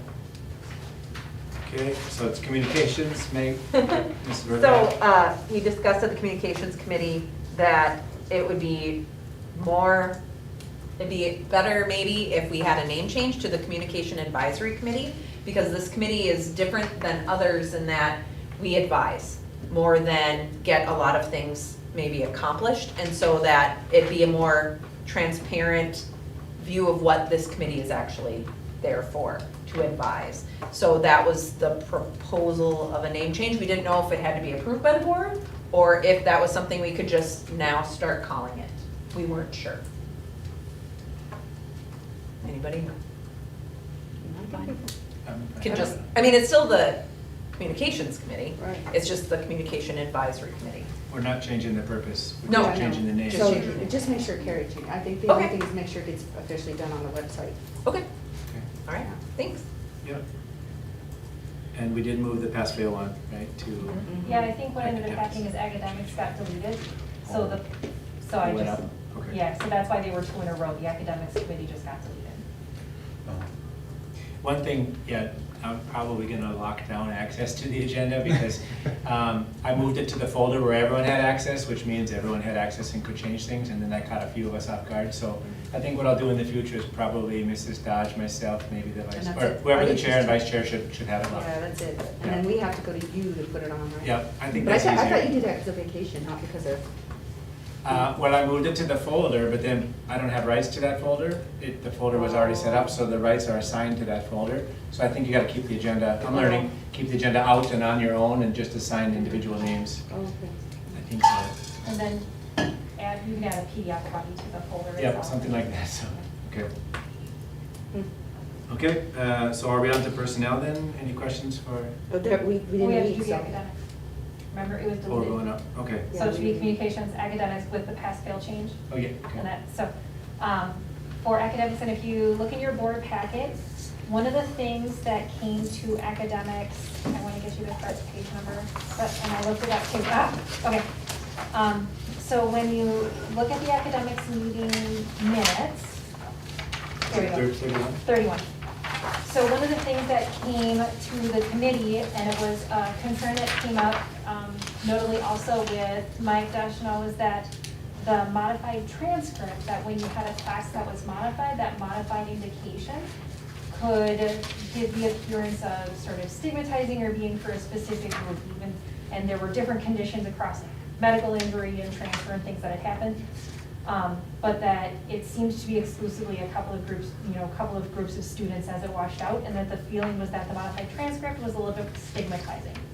So what they decided to do was review what a number of, like what other schools were doing, and what a number of things that came up, especially say, for example, somebody has an injury. So they have some modified classwork, some things that are excused, benchmarks, things that are excused because of needs. Like, for example, if you have a concussion, you may only be able to read certain things, you might not be able to look at screens, so there's limitations to what you can do. So for that, instead of being a modified indicator, we shifted it to what more schools do, and Ms. Gruveen and Ms. Knudsen shared their research that universities also were more commonly see pass-fail instead of a modified. So then the student and the family would meet with a team to decide whether that semester, if it's a year-long class, it's for a full semester, and then they meet again if it's gonna be the additional semester. If it's a semester-long class, then it's just the semester. But that it's a team decision, and that they then would have the option of going on to a pass-fail for that semester. And that would be a separate grade book. So then, because one of the things that's a challenge is in Skyward, when you look at our grade books, and families at home will know this as well, you see the lists of all the assignments. But if you have two different assignments, one for students, an individual might be the only one who received that assignment, then everybody sees like their assignment too, wonders why it might be a different point total, or it might have things like that, so it would be kind of question marking concerns. So that's gonna be a separate grade book, which is what we did with the modified as well, and so that will continue. But that it just put it in line with what a number of other schools were doing, and kind of addressing the questions when it came to, does this kind of stigmatize, or does this, make people give more pause than you would if it was pass-fail? And I went to the staff, and the staff had vote and came back that based on these characteristics, like these are the criteria, and the team meeting and the requirements and things, and that was what they wanted to do as an option. Either keep it modified or to move to pass-fail. But what did they vote? They voted to move it to pass-fail. To move it to pass-fail, okay. So it's brought to the board. We haven't necessarily done formal approval of, one or the other, but it would be nice to just kind of give an informal, questions, concerns, anything along those lines. We won't meet again until September or possibly late August. But wanted to bring it to the board because again, this is also something that affects academics and transcripts and graduations and things like that. So anything that goes on a transcript can affect applications and things like that. So just to make sure that we all know what these mean. And also some might meet that criteria by start of the year, so Joelle Yes. needs to set those up now too, so. Does it need to be in our handbook at all, or policy? Or? The modified already is, so we would be changing some of those. Okay, so That would be based on one of the this, you'll changes. be changing it out for this. Yeah, and a number of the sort of criteria didn't necessarily change a lot, but more formalized process, specifically stating that it's a team decision, the team needs to, just kind of formalizing it a little bit more. So is the default modified unless they choose to go pass-fail? Modified will not exist. Will not exist. Nope. So what is the team deciding? The team is deciding whether or not to go on to that pass-fail. On the pass-fail or a letter grade? Yes. Yes, okay. Yes. And so, and then that, when you're looking at it, so for example, and I used medical because that was the first one I looked at. So if you, in terms of a medical, if you're looking at really what benchmarks can and cannot be met based on your medical needs right now, you might need a semester of pass-fail. And then the implications on your GPA, you don't have, so. motion or just general just a discussion. update? It's just a Okay. discussion Inform- update in case information. anybody has any questions or if anybody. Because it'll go in the handbook and that'll be Yep. approved. Approved, okay. I really like it, especially since there was questions to universities, and since a large number of students from MSA go on to like a four-year university program, aligning with those future schools, I think makes a lot of sense. I know Metro has pass-fail options for their undergrad, not their graduate students. But so that would be in line. And I don't know all their criteria, but I think there's criteria for it as well, so. Definitely. Well, I like it because there's not a significant impact, like some of things I've seen is this worry about the grade, even though somebody has like a concussion, right? Our kids worry about grades a lot, they're worried words like that. And that way with the pass-fail, it doesn't impact GPA, so they really can get through the content the way we can deliver the content and not have to worry so much about, is it a C, is it, because it doesn't impact the GPA. So that's helpful for them too. Is there a limit to how many pass-fail classes people do? No, we didn't. Could somebody graduate MSA with all passes, no grades? Just an They would, experience. no, they wouldn't have a GPA. They technically could graduate, but I don't know what their GPA would look like. We would have to check in with Mrs. Punsack and with Emily Gerdine to see how that would look on a transcript. Very unlikely, I'm just saying, if you Yeah, had one it's grade not- A, it's not all the super rest likely. passes, you have a 4.0 from MSA. Yeah, it's not super likely, but that's definitely something to look into too. But it does help us in terms of like both options. The real question is, do we have ways for students in varying circumstances to have shifts, either temporary or permanent, in modified curriculum? So there's benchmarks that may not be addressed at all, but they're getting the vast majority of it. Or it's addressed in an entirely, a very different way. So very different. So medical student, transfer student, schedule change, special services, there's a number of different circumstances in which it can apply. Right, and a student can't decide on their own, all of my Bs and Cs I want called pass, all my As I want to take. Yeah. Right? That's not how it works. No. That's correct. And because it's reevaluated, if it was an item that occurred in September, like end of August, and so by the time we started in September, or actually we started in August now, which is scary, when you start semester one, you still are evaluating mid-year, meeting with the team again. How are we doing? How is it going? Do we want to continue for second semester? Do we want to move on to, move to better grade options? We check in again to make sure. So, and that was also an important part of it, that there is a check-in again. Well, the team decision means it's need-based. This is all need-based, That's the important take-home. And there's documentation required, like for medical. Can we move to personnel? We good? Yeah. So we didn't meet last, okay, and I'm gonna open up my motion once we do the personnel committee Okay. assignments, Okay. just because we need a new board for that. Anything from policy, Michelle? Policy, Or we yes. have our couple that we have, sorry, it keeps telling me my stand update. I have to stand now, my Apple Watch is yelling at me. Keep getting that thumb, stand now. So for policies, we just had a couple wrap-ups from the end of year that I added into consent agenda. 410 and 419, and then I will do a double check. Honestly, probably not until August meeting. I will do another double check of the policies in case there's any from the manual that I missed. And then sometime next year, if there is actually time, going back and reviewing for standardization, because there's just some differences in fonts and things. That would be good, just to be more standard across the board. Good, thank you. Director search? Nothing beyond the notes. Okay. Specific items for 12, so I'll talk school expansion on 12, and academics was a typo, is that right? Yeah, it was just a, Okay. Any questions for finance? not right now, but in the future, one of the things when we were talking about the stipend, part of the other notation is that we were going to discuss moving into next year, the potential of, we used a special phrase, it's not Retention. assigned, yeah, a retention Okay. bonus. But we wouldn't know that until we had more final budgeting numbers, so we probably wouldn't even be talking about it, I think, until October. October? Yeah, to know whether or not we can even do it.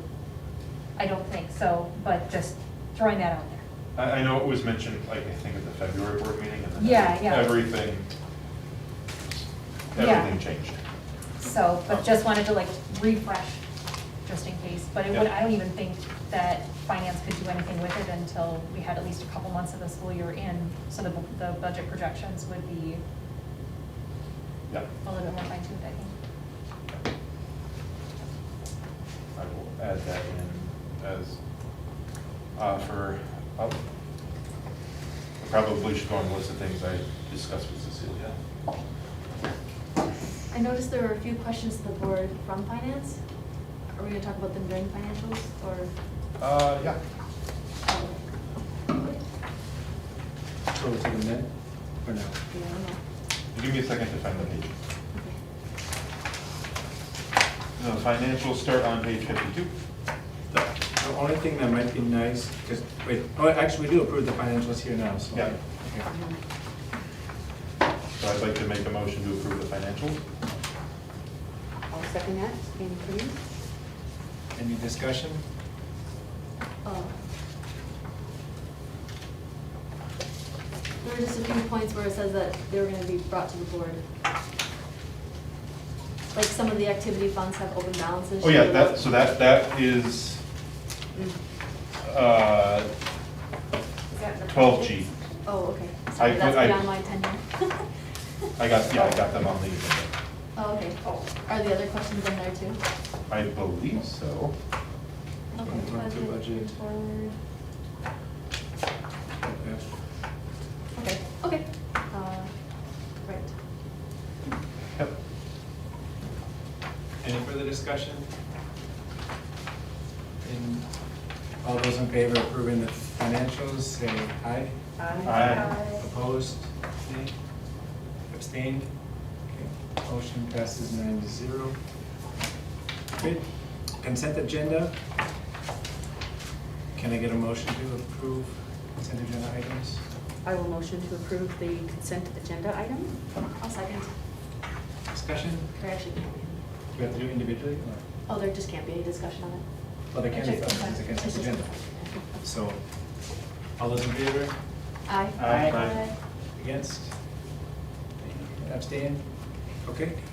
Consent passes 9-0. So we have some old unfinished business approving the EA pay rates. I believe co-directors have updated the pay rates in the packet. Page 9. Page 9.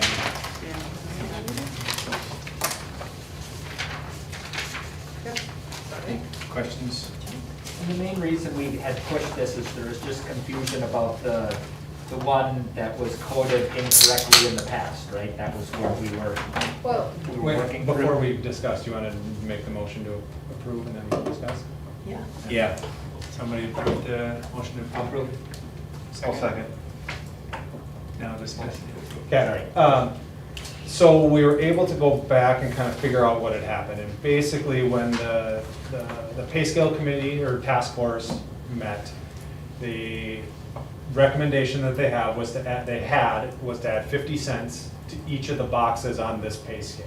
So for the current year pay scale, box 0 at associate's degree was $15.50, right? And going on down the line, you could just subtract 50 cents from every number you see here. What accidentally ended up happening is that they started at $15.50, which is the lowest number on the old box, and they just added, instead of adding 50 cents to each box that was currently on the scale, they added 50 cents in subsequent increments moving down the scale. So that by the time you got to 40 years, you know, the master's degree at 0 experience was at $17.50. So then it was $18.50, $19.50, all the way down to 40. It was like $38. That was not the intention of the way they had wanted the chart built. What they had intended was to have what we have here, which was to take the old chart, add 50 cents to every box, and that was it. Now, with that being said, you actually have kind of a built-in raise, and this is the same way that all these charts work. So box associate's degree 0 went from $15.50 to 16. However, somebody that would have been at that box this school year actually moves down a step. So that employee is actually going from 1550 to 1633. So they didn't get a 50-cent raise, they got an 83-cent raise. And then the next year after that, assuming this chart stays the same, they would be making 1666. So a little bit bigger raise in year 1 of this 2-year chart, a little smaller raise in year 2, but overall a $1.16 raise over the course of a 2-year plan. So that's kind of the way it all ended up working out. Every year, everybody still gets a raise, everybody gets, so everybody still gets a raise and a step down. So both things are true for all employees. But wasn't there still one employee that there was something with their degree being, right, there was one EA that went up, Right. whatever. Well, there was an EA who was under an AA degree, but actually has a bachelor's, and now Right. showed us the degree, so we have her on the correct spot. Okay, good. That was the difference, right? That was Yep. the big thing that we were worried about that had been mentioned to us. So I appreciate that. Any further discussion? So let's take a vote. All those in favor of approving as listed, say aye. Aye. Opposed, nay. Abstained? Okay, passes 9-0. And so you'll alert them to the. Yep, I already have their contracts ready to go. They just have to stop by. Good. All right, now we move to the next phase, kind of the new business, so item 12A, small a. Yeah.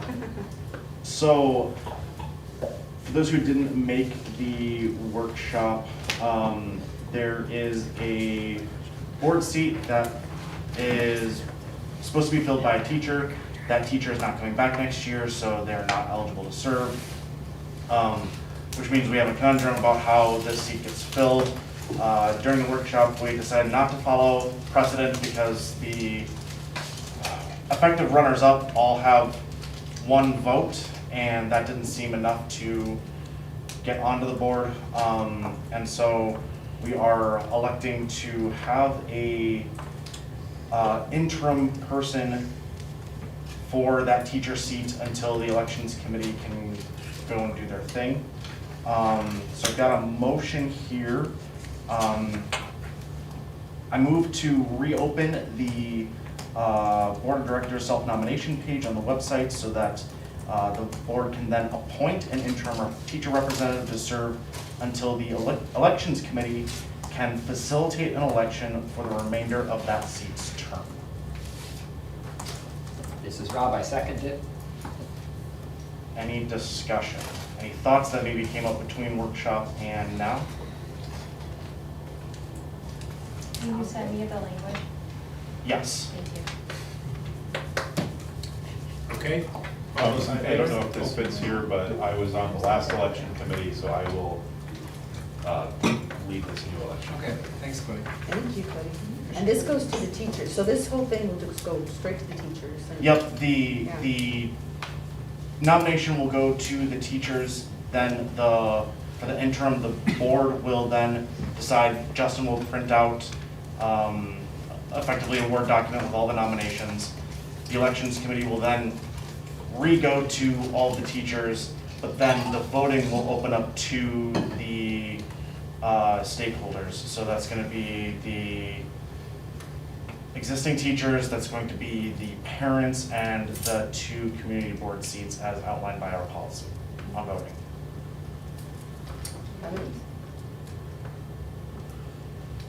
Any other questions?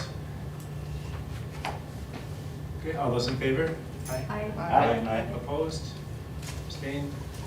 Motion passes 9-0. Thank you, Adam. Deal with that. Next one, approving seating, approved seating of new members. So I could ask Eric and Jeff, are you comfortable stand here or maybe here? How about? I don't care. Stand here, please. Everybody in center. So we're happy to announce, 2 new members joining. Feeling uncomfortable right now. Sorry? Feeling uncomfortable right now. Okay. What are you gonna do? My You job. gotta turn around, do I face you? You can, Do we face there? Yeah. Why don't you come? and we'll face that way. Stay in, this is over. I can be in front. I'll put my back, there we go. So for the community, and we have made announcements that Eric Fair is joining as a parent representative, 3-year term. Jeff Ang is coming in a community member, I believe that's a 2-year term. Yep, so thank you very much for volunteering. I have, yes, and I will read through this and then we'll have you guys agree. So it's an honor that you were elected to guide the education of our community's children. As you recite the oath of office, you assume a tremendous responsibility as a director of the Math and Science Academy with the duties empowered by the Minnesota Legislature. This power puts you and the other members of our board of directors in the position of being both morally and legally responsible for the equitable, quality education of every student in the Math and Science Academy. In carrying out this responsibility, you will be asked to fulfill the roles of vision, structure, accountability, and advocacy. In providing vision, the board, with the extensive participation of the community, envisions the community's educational future and then formulates the goals, defines the outcomes, and sets the course for the public schools. To achieve the vision, the Board of Directors establishes a structure and creates an environment designed to ensure all students have the opportunity to attain their maximum potential through a sound organizational framework. Because as a Board of Directors, we must be accountable to the community, we must ensure a continuous assessment of student achievement and all conditions affecting the education of our children. As members of the Board of Directors, we serve as education's key advocate on behalf of students and our community to advance the vision for our school. Furthermore, we must strive to work together with the director and staff to lead the Math and Science Academy toward fulfilling the vision we have created, and in fostering excellence for every student in the areas of academic skills and knowledge, citizenship, and personal development. So we have this down here, but basically I have 2 signed here for me, if you guys could sign that you agree to the bottom statement, accepting the appointment to the Math and Science Board of Directors, and publicly affirming your commitment to the oath of office. And also swearing that you will support the Constitution of the United States, State of Minnesota, and that you will discharge faithfully your duties as a member of the Math and Science Academy's Board of Directors to the best of your judgment and ability. Absolutely. Agreed? Yeah. Do? Okay. Sign this and give it back to you? Yes, please. Okay. Thank I'll you, use my and own welcome pen. to the board.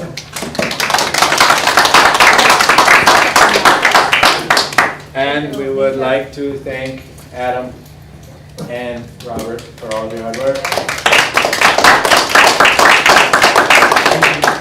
And Gina too. And Gina. Oh, and Gina. Yes. Sorry. I forgot, because we were replacing 2 so far, but we Yeah. have 3. So we'll apologies, swap Gina. you Thank you two. so much for all your hard work as vice chair. And Give I this think to you, Robert Dan. and Gina, you're free to go. And we have one more task for Adam. Yep. To help with the election process tonight.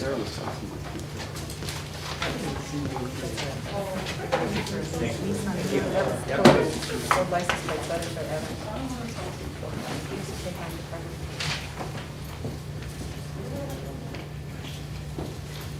Okay.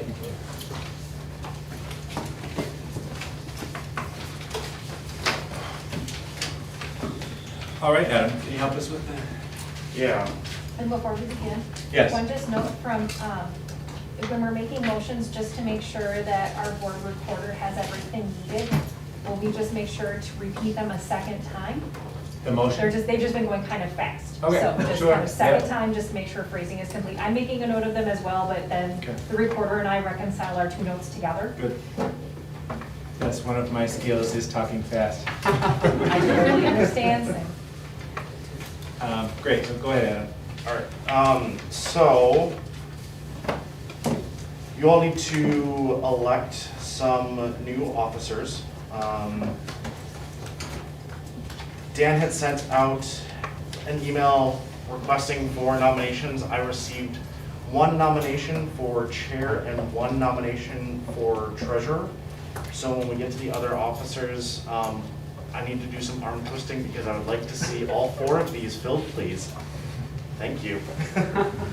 And just because there was somebody who submitted their name for an officer position doesn't mean tonight you can't self-nominate at the very last minute. Also, before we get started, because we're in person, we do have the option of a secret ballot. So if you want to do that, let me know. Otherwise, I'd like to do this by show of hands, just to keep things moving quickly. Does anybody want a secret ballot? All right, cool. So the nomination that I received for chair was Dan. Are there any other last-minute self-nominations for the chair position? All right, so all those in favor of voting or having Dan serve as the chair, please raise your hand. All those opposed? All those abstained? Cool, you got the job, Dan. There were no nominations for vice chair. Per our bylaws, because the chair is a parent, the vice chair needs to be a teacher. So Michelle, Maggie, Annie, who is going to step up? I will, if you do not want to. All right, anybody else? All right, show of hands. All those who are in favor of Maggie being vice chair, please raise your hand. All those opposed? All those abstained? Congratulations, Maggie, you got the job. Thanks, Maggie. All right, treasurer. There was one nomination, and that was Cody. Does anybody else want to nominate themselves? All those in favor of having Cody be treasurer, please raise your hand. All those opposed? All those abstaining? Congratulations, Cody. Thank you. Yeah, rock star. Who would want the rock star? All right, and finally, secretary. Nobody submitted any nominations for this one, so who among you is going to be brave enough to take minutes and other duties that the secretary I does? can't have 2 documentation responsibilities. I got 3 preps next year, 2 of them are AP. Can't do it. Yeah, But it doesn't have to be a teacher. Yeah, it does not have to be. Can you be on the community member team? Yeah. Is it easy? I mean, you have to. You just take minutes here, right? You don't have to. Well, you send the minutes to Carrie, so our board recorder sends you the minutes that they have recorded and just reconcile your own in there. So sometimes, like if you have a little bit of an additional notation, the board recorder doesn't do minutes for the workshop, so that part is just your notes. And then it's more than if there were motions made or anybody wants a reference back to previous motions, then you just, access your notes and have those kinds of things. But with that end policy, it's just too many documentation ones. I can't do one. I could probably do it. Yeah, it's good to, If you show me how. Yeah. Can you show me how? Okay.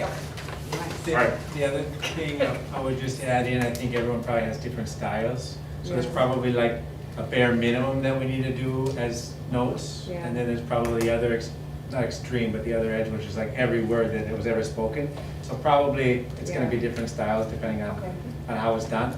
And then I think working with Michelle, what do we need, and then what do you wanna change? Yeah, because I think Michelle's really detailed. Where Yeah, Jan said which is she- fantastic. Where Jan is saying she was never that detailed, so it's kind of where you're. Okay. Yeah, everybody has their own personal Yeah. preference. It helps me, then I can remember discussions. So it just helps me, but you don't have to have But notes to the same detail. I think the motion, having that exactly has helped us out, working with administration and whatnot. When the questions come up in the interim, it's nice to go back, what exactly did the board Right. say, right? Right, okay. And so that's nice to have verbatim. Well, Yeah, those have to be Yes. legally, we have to have the motions verbatim. The discussion parts, important ideas, or if there's a discussion point that goes on, just versus a clarifying question or something like that. yeah, We also we are gonna continue broadcasting and recording the meetings, I right? hope so. Yeah, you're right, so you could go back and watch So- YouTube. Why would that just Okay. take time?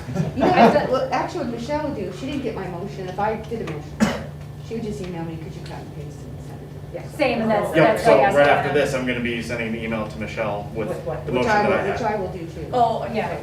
so if it's one that's slightly longer or that we're kind of zhuzhing up a little bit in the moment, then I'll either confirm word for word in person or ask for that confirmation, we have it, but I just need it again later. Okay. I think I can do it. Yeah, it's not. Kim, I. If you believe in me. We believe in you. Thank And you. if you have any questions, I've done it before, and you'll probably want to fill in the gaps on where you're gonna help with maybe the agenda and posting the minutes. It's all done by Carrie, so you just email it to Carrie. Well, I know, but I mean, there are a lot But of it goes things to that Liz, I we don't need to know, make that's sure we the get done authorized. and they're updated, so. All right, so anybody want to run in contention of Jennifer? All right, so all those in favor of Jennifer being the next secretary, please raise your hand. All those opposed? All those abstaining? Congratulations, Jennifer, you got the job. Okay. And with that, I'm out of here. Thank you for your service. Very good, very efficient, and appreciate everyone stepping up. That's going to be great. So we are on to 12AD. Review, confirm, and appoint Board of Director Committee representative. So I have a list here on the website. If it's okay, I'll use that one. I don't have a newer one. But, so we need names, and Michelle, are you able to take down the names? As we go by, okay, so academics, we currently have Michelle and Jennifer. You guys want to stay on that one? Change? Yeah, I'm fine. Jennifer, you okay? Well, the only thing I'm not okay with is when we meet. Would that ever change, or, because it's at 8 in the morning and a lot of times I just can't make it, especially if I have to come here. Yeah, So well, maybe I need to just get off that one. it's possible. That one, I mean, when we meet in August, we can talk about it, but it's also all the department heads. Right. And so that's kind of one of the, Yeah. the challenges, is that that's one of the few times when they can all be there. So then likelihood, probably not. Take me off. Okay. Yeah, it's just too hard for me to, it'll be hard for me to get. to. Understand. But remember, you can always come to them at any time. Yeah, that's true. Definitely. So anyone else want to help? I don't know that we need to. It's nice to have at No, least not one. for Right, so, I'm already there. Yeah. That's true, that's true. okay. Yeah, you're as the department head? Yeah, and I take the notes. Okay. So if you want credit, you got to get on the website too, so. I'm good. Okay. Annual fund? We had Adam, we had Annie. Are you interested in helping out with that again? Probably not next year, Okay. so I don't know how, no, I probably can't do next year. How many We had people? Mr. Johnston, so by Yeah. default, it'll go to Mrs. Dodge to start with maybe. Yeah. You still need a board rep, though. Yeah. It's related to finances, so I guess it can come to me. Thanks, Boo. Communication, we have Maggie. Maggie, are you still communication and advisory committee? We're chatting. Okay. I don't know. I gotta see the list because I just grabbed it up, the board of director. It's on the board of director. Yeah, I'll bring it up. Scroll down. Right to last year. So there's this one.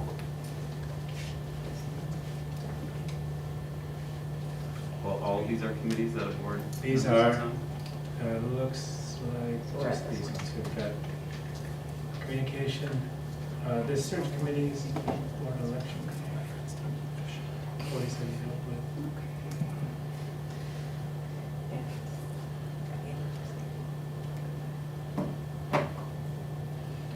So communications we're on right now? Mhm. Yep. So are you still on that one? then? We're Oh, chatting. Should we come back to this one? Okay. Okay, so Is there a definition of what each one of these committees is? we do have, if you, hopefully if you click on it, there should be a purpose Okay. in all of that. We found last year not all of them were updated, but we tried to update them. And if we're missing, I guess if we are missing some, if you want to take some time, Eric, and look through and see Yeah, I'd which like to one look makes through sense. them. Yeah. Yeah. And a couple of them with the director search and election, the director search committee. That one will, at the end of next year, won't see theirs. Yeah. The permanent academics, annual fund, communication, finance. I think the director search, they kind of wanted purposely, they filled those and purposely wanted the board off it so we could have voting for them. Yeah, for a search committee. Oh, gotcha, Yeah. yeah. search. And then personnel. The personnel take, so that requires 3 board members, personnel committee, so that's why, Okay. And it's a big one. So, on the search committee, do we need anyone else? Please? Perhaps we take a 15-minute recess? Yeah, can we just So, finish? our new members can look up on the. Yeah, the- let's go. I think that's Um, at least a 10-minute, maybe a 10 minutes. Yeah, we've been going over now, so maybe time for a break. Okay. Do So, we need a motion for that, or? yeah, well, No, I don't we can take a break at 7:20. So, a 5-minute, or you're saying? 10 minutes, 7:30? Okay. Okay, I'm 7:30. gonna go get my computer so we can look these up. I probably should. Under board of directors. Yeah, is it you? We need to do with that. Annie, You don't have to do you wanna mute it? You can do what? Mute the, while we're. But like. How do you mute it? I don't know.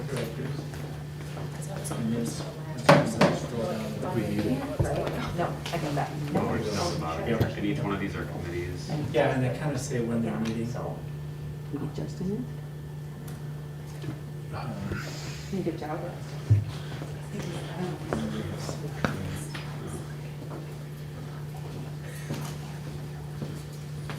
All I was told is how to stop the streaming.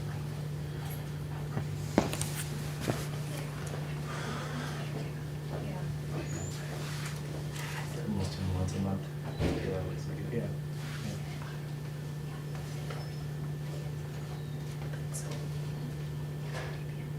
Yep. Yep. So how many committees? No. Get bad eating from you, whatever. Okay, okay. That's a great game. I mean, kind of. Chocolate? No. Yeah, it was on academics, personnel, and policy. You still gonna do policy? Yes, that's why I figured if I was gonna do either secretary or policy, because they're both just like a lot of documentation heavy. And with your extra prep. Yeah, it's just one of those things, like if I was a 1 AP year, I could do both, but on a 2 AP year, they keep changing what they put on their test Of every course year. you do. Yeah. Every time.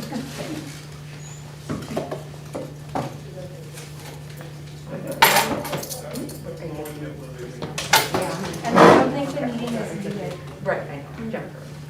I hope Jennifer. I'm gonna do it. I don't know. Justin was in It's here. just a recess, I don't think that, I don't know. We'll have to double check it. I'm hoping Jennifer, you're gonna stay on personnel of the afternoon.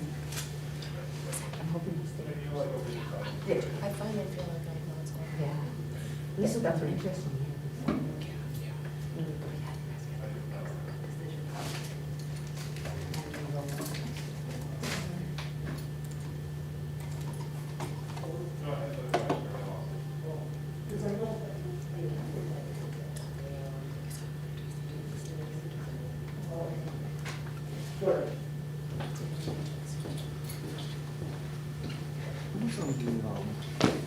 Personnel.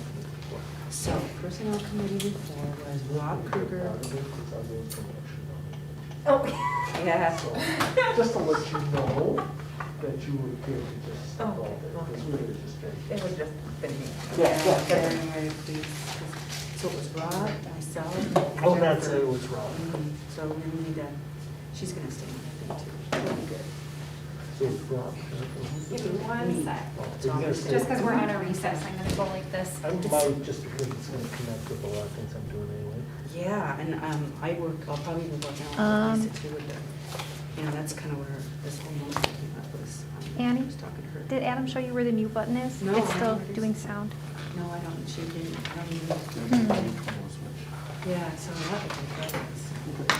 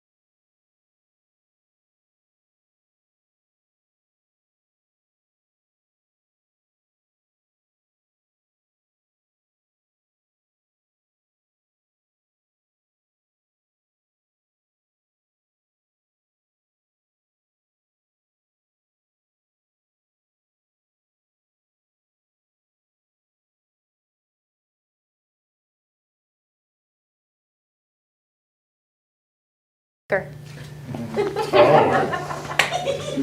All right, we should be back then, so 7:30, back from recess.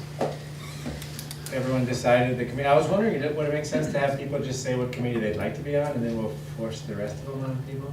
Can I ask you a question first? Yeah. Why is Adam not here? So, He's gone. so he was on the previous board. Done. He's done. Jeff is out of I'm town. taking. Got it, okay. But we asked him to stay back for one more because he was leaving. He could do kind of an unbiased election for us. Got it. Great, so, did you guys decide on the communication? I'm staying on communications. Okay, great. And so communication, great. And then the next one was the search. I'm just going off the list here. So do we need anyone else to help? Jennifer, you want to help? I was on the one last year, so I'd like to. So you help with the next one, great. Yeah. And again, everyone is welcome to attend, but it would be nice to have one person assigned. So, Well, in that one, they, especially for the initial legwork, they try to, they were trying not to have, 50-person meetings or something like that. So I think they were trying to keep it, between 10 and Flexible. 15 regular members for a lot of the initial legwork. Community open, just like last time, Yeah. as they get to final stages. But and the election committee, Cody, you said you'd help with that one? I'll chair it, and then I believe we had 2 other board members involved. Anyone else want to help? This is to help, but really it's one position now, right?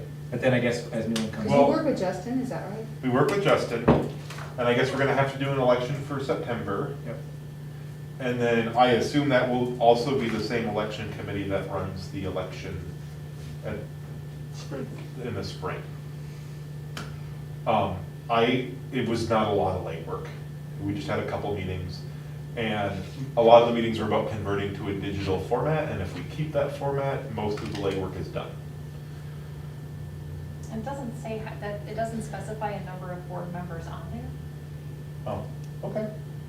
Some of them do, some of them don't. That doesn't mean you can't have more board members. I just wanted to know. Would you if feel there more was- comfortable with more than just you and? I think we Justin?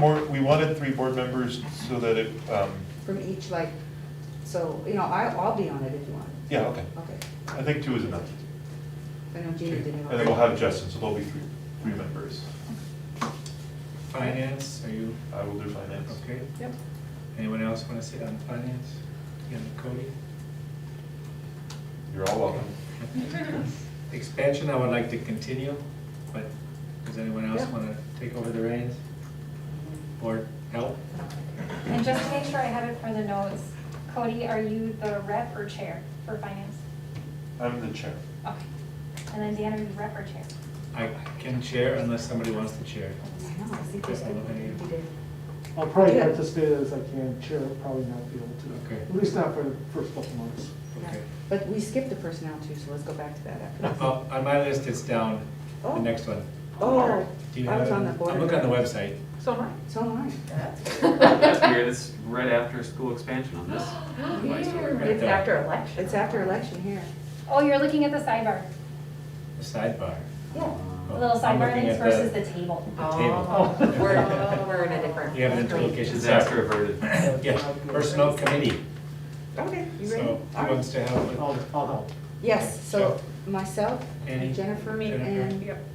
Okay. And then, can I make a motion at this time for what we want to do for this? Because we need Yeah. direction from the board Sure. on this new direction.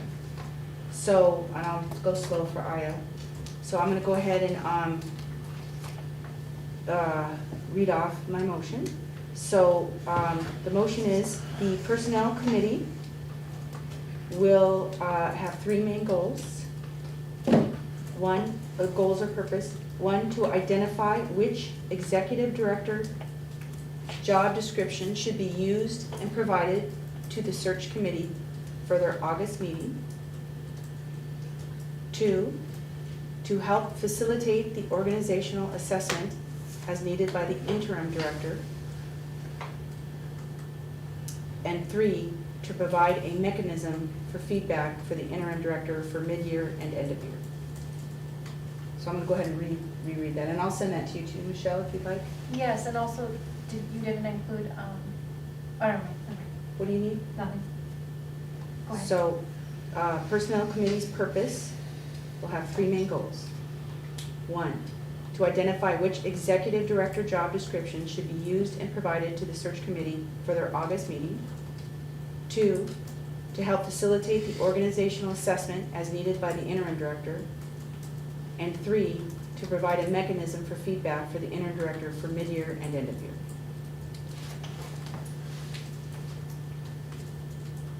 I can second. A second, okay. Is there any discussions on those? I know we discussed those in workshop. I don't know if you didn't join, we discussed this in workshop. All right. Go ahead. So we can do a vote, but I think all of these, Michelle, it would be nice if we get them updated on the website, right? Yeah. So, So I think anyone who's like, I will contact Carrie, like you'll contact her to change your name. I'll contact Carrie Okay. to make sure this motion gets on. Yeah, each committee The chair committee person will do that, communicates yeah. that. And then, you know, our first meeting, we'll assign the chair, who's gonna lead that. I'll probably lead the first one, but, yeah, okay. Sounds But I'll good. make sure that gets done, okay. as long as we all, you know, motion it. I have a quick question. Approve it. The motion is to do what? I mean, you mentioned the 3 guiding principles. What is the motion to establish those as guiding principles? That would be, so if you look on the website, every committee has a purpose. And if you take a look at the personnel committee purpose, it doesn't fit what season we're in right Yeah, now. so the motion is So to revise the to purpose revise of the the personnel purpose. committee. This will be our purpose for this year. Mhm. And then to also, so that's what this is for. So Okay. repurpose that for this year, at least, we're not, because the board has to direct the committees Yep. what to do. So this is what we're doing, is directing the personnel committee to do those things. So, I like Adams. All those in favor, raise your hand. Or just aye, right? Aye. Just a aye? Or aye, against? Abstain? Okay. I'll take New care of that. purpose, All right. 9-0. Great. Did we have any other committees that should we do the subcommittees? We have policy, technology. No, these task force, we don't have to do, we don't have to assign any task force, right? That's not, No, just Sub, no, committee. these are subcommittees, those are, Still committees. policy will, building, safety, I didn't have anyone on building safety last time. and then technology. I didn't do anything for technology. It was as needed and we never met, that I know of. Well, in building safety, I mean, that also needs to be clarified, because there's another task force that's building safety, and those just need to be clarified with what each one specifically. So how do we get that cleaned up? I guess, does anybody want to help with building safety? There's a state high school league listed here, liaison only. I'm assuming we would change that. It's nothing. Okay. maybe Policy. that's something we look over this next month and revise at the July meeting. Because if the building safety is now moved to a task force, No, there's two, and I have to figure out why there's two, because there was a reason why there was two. okay. Yeah, we're very specific on those two. Yeah, We exactly. had like one issue. So building with these, but safety. I can't remember what they were. Yeah, so it's just, it was the committee, I don't have the description of the task force, so I'll go back to see if I can find where the description was. But building safety has a specific direction. But it's not on here either, so that's helpful. I'm happy just to help with technology as things come up, and then as we have a need, I can reach out to everyone. If policy, Michelle, do you want to stay on that one? Yeah. Okay. So good. So then I think we just have the question on building safety. If somebody wants it, otherwise we'll follow up. For next, we didn't have anyone there. For years, Did you hear anyone? We're still on stage. honestly. Okay. Is it okay if I read through some of these? and Yeah, then get back to Yeah, Of course, because yes. everybody should be on at least one committee. That was my second question there was, is there? Yes, everybody should be. Yeah.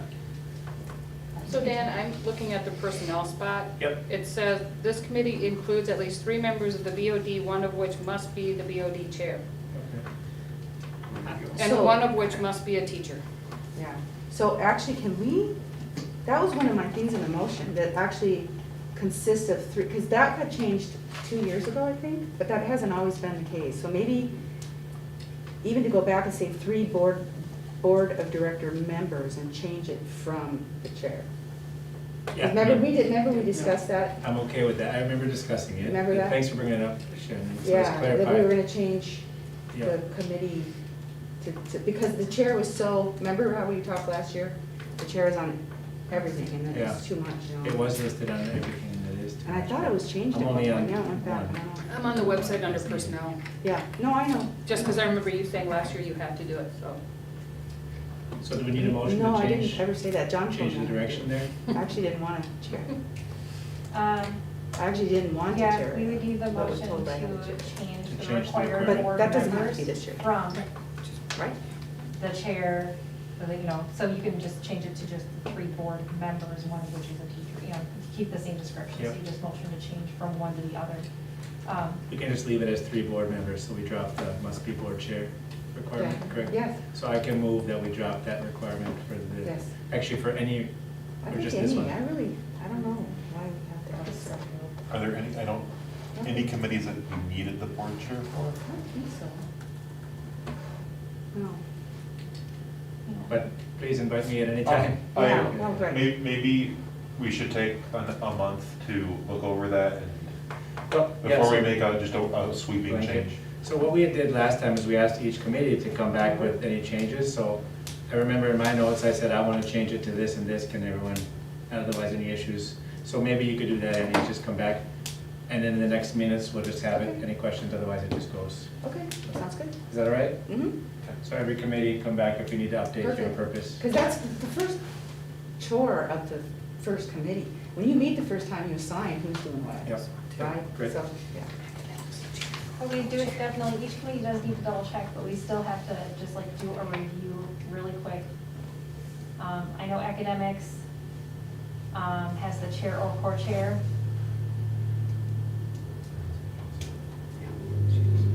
Annual fund. Chair with supportive BD. So do we need to have everybody just review whether or not they need a board member or the board chair? Yep. Yeah. Just make that as a general Yep. notation Yep. that Good plan. Yeah. at the first meeting of each committee, they will review the board member makeup. But for right now, it's still there. So Dan, you're gonna be busy this month. Okay. Well, for example, No, not you all won't our be meetings busy. though. Well, So, for example, so academics, it says chair or co-chairs, but we aren't gonna meet until September, maybe August, if there's something with the school plan or something that needs to be discussed, so that one won't be until September. The other thing I would say is, that, you know, as the schedule permits, I'm happy to sit in on these other ones because I would learn. And maybe somebody has a question that I might be able to help with, so I'm happy to sit in. But I think sitting in on everyone every time is probably too much in that. Exactly. So then, for these, so the ones that specify chair, academics. So for academics, Dan, we assume September. Okay. And it's the week before the board meeting, so second Monday in September. Annual fund says chair, annual fund, I don't know, do they meet before September? But it doesn't say DOD chair. I mean, that's different. A chair means whoever you assign it to chair. That's what. Oh, I'm sorry, no, reading too fast. BOD members, BOD director, guidance counselor. So the chair or co-chairs with BOD members on the committee, okay, so you don't, so Dan, you're off on academics, annual fund just says chair with support of BOD members. And Communications. that's our problem most of us. Chair, director search committee. Election. As you go through in your committees, if there's a need for the board chair, then bring it back and say, we need the board chair for these reasons, and then we amend it. So I'm fine with that too. Other duties as assigned, usually. But personnel doesn't specify, it just says chair with help from BOD. Ah, so C, now where did you get that, from the table? No, I'm looking at each individual page along the right hand. I see one of which must be the Finance, BOD chair. yeah, Personnel. finance committee treasurer has to be. So finance committee for sure has to be treasurer. Yep, we got that taken care of. School expansion is Yeah, just a see, BOD member. here it says. Huh. building task force chair with support from BOD, if the board member is in. Chair or co-chairs who are board members, so policy, the chair has to be a board member, so, but, okay. Technology, chair or co-chairs. Minnesota State High School League liaison, activities director. So which one are you seeing, Annie, that's specifically the board chair? Personnel. Personnel, under people on the committee. Yeah. That paragraph says, one of which must be the BOD chair. Yeah, besides personnel. That was the only, I That was haven't the seen it only on one. any others. I'm trying to double check them just so I don't miss something. So are we okay if, Michelle, if they come back with any? Yeah, so if each group does, and I think the only one that you right now currently for sure have to go to the meeting is personnel. Good. I'm double checking them again, I think that's all. Now move to E, that's all right. Annie, did you want to say anything about the dates, or just want me to talk? Oh, yes, actually I do. Okay, so we hit a conundrum last year that it hadn't happened before. So I included a calendar, and before we, well, let's go ahead and, I guess, should we open it up to approve and then discuss? Yep. Let's go ahead and, I'm gonna motion to approve the BOD meeting dates for next BOD meetings. Is that For the next year, year's kind meeting? of, Next right? year's meeting. This is Maggie, I'll second. Okay. So, we ran into a conundrum in two places I wanted to point out and see if you guys are okay with this. One, last year was the first year we ever had a board meeting on that, it was a third Monday, which we normally have, our board meetings, and it was the first day of winter break. However, every year before that, it was pushed to the second Monday, so it wouldn't interfere with Yeah. winter break. Now, last year, everything was closed down, it was convenient, but I'm wondering if we want to not have, because if you see December 20th, 21 is the first day of winter break. Do we want to change that date to possibly 12/13, the second Monday, so that we're not interfering, like they've done in the past? Good idea. Is that, what do you all feel about I that? say yes. Okay, so we're gonna change that. I will have to move, my finance meetings are typically the second Monday at 5, so I will probably just move that finance Okay, meeting that would be great. to December 6th. Okay, so that, and then there's a second one on January 18th. So normally, when we have a holiday, we have, it's the Tuesday after that. So we have a holiday on the 17th. And if you'll notice on January 18th, that's actually a work day for teachers. So we're out. So do we also want to move that date up to the 10th? Or do we want to have a teacher work? I mean, it's really tough to come to a board meeting when you have a teacher work day. I guess we're here anyway, I don't know. But I don't know. I don't know what to think about that. Do we want to go ahead and keep it on teacher work day? I guess this is more specifically to us three who are here. But I don't know, what, or do we want to move it to, again, that would be the second Monday. That would be the second Monday. So it'd be a second Monday, December, second Monday of January, and then everything else is fine. If there's a holiday on Monday, we would run a regular board meeting on a Tuesday, but these are the two strange ones. So can we move it to 12/10 perhaps, rather than 12? You mean I mean, I'm 1/10? sorry, 1/10 to, rather than 1/18? What do people think? Sounds good. I think the teachers will be happy if it wasn't on a work day, that's what I think. I should work for me, and then I'll do the same thing with my finance. I know, meeting. poor Cody, I'm displacing him. It's okay. Okay. I think, The What do only you thing I'll think? say is if we do it on January 10th, you have to bring me a cake. It's Okay, my it's your birthday. birthday? Oh, yeah, I'll do it. We're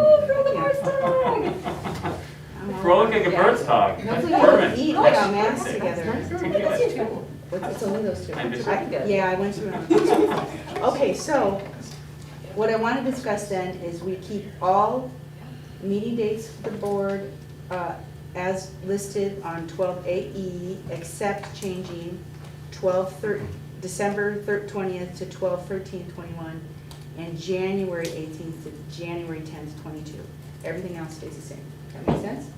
Yes. Okay, and then is it I who talk to Carrie and tell her these, is that who lists those up? Is that how that works? I forget.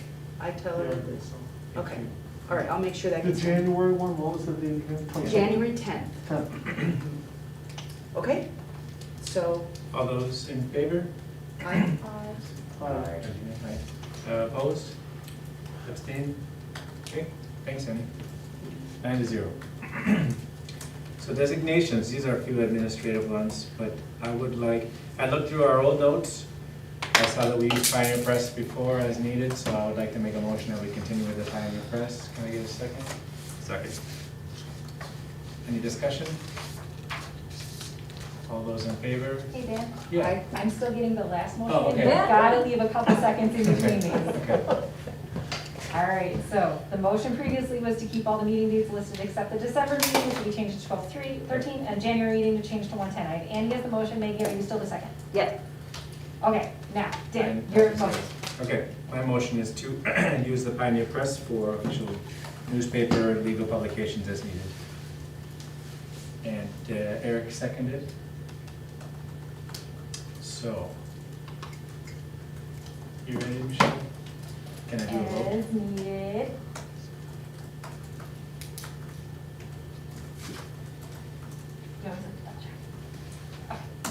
Okay, all those in favor? Yes. Yes, okay, opposed? Abstained, all right, 9-0, thank you. Legal counsel, I have used Mr. James Martin over the past, few months, and it's been really good, very responsive, and keep coming back on issues, and also, by my own recommendation, I mean, very level-headed. I also know that we have in the past used Ratwick, Rozak, and Maloney, and I would like to make a motion that we continue with these two options as needed moving forward. And I would be the main contact using the legal. But the motion would be that our legal counsel for the school would be Mr. James Martin or Patrick Rozak and Maloney. Can I get a second? Second. Second? Second. Discussion?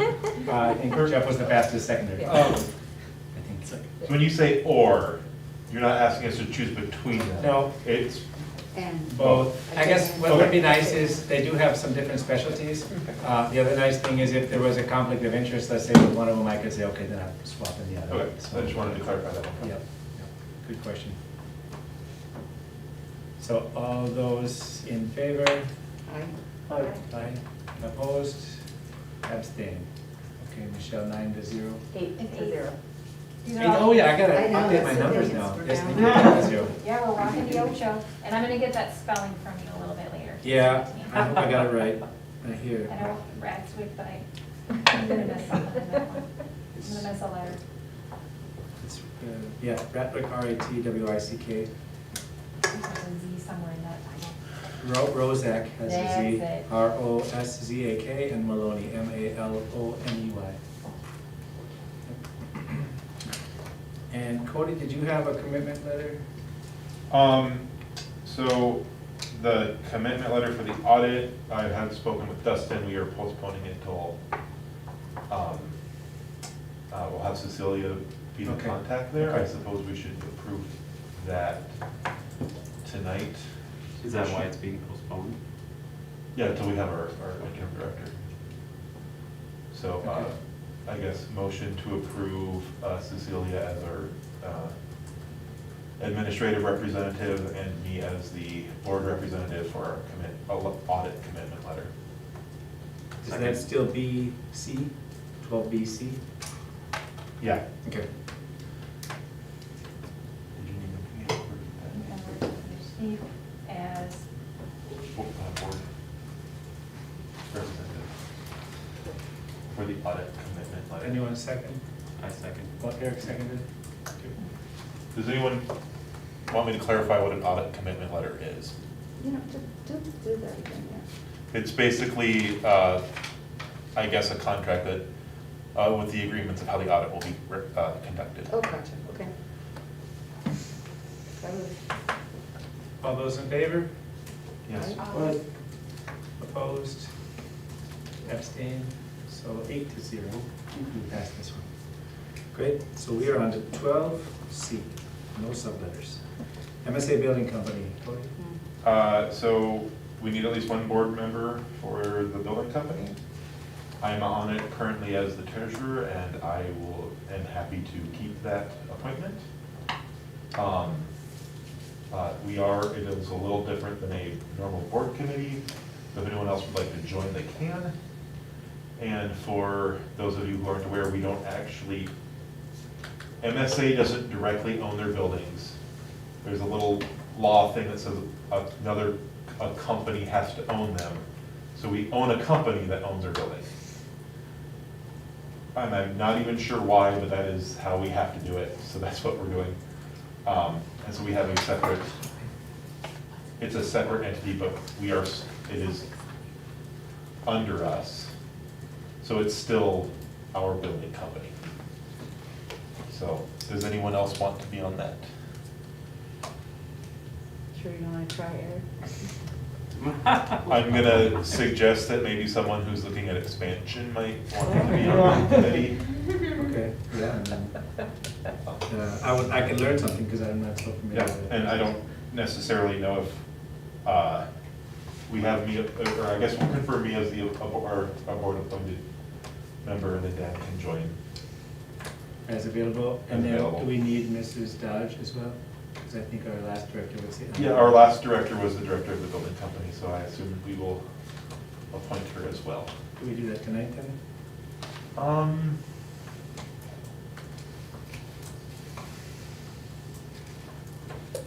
Who appoints? The board or the building committee board? Good question.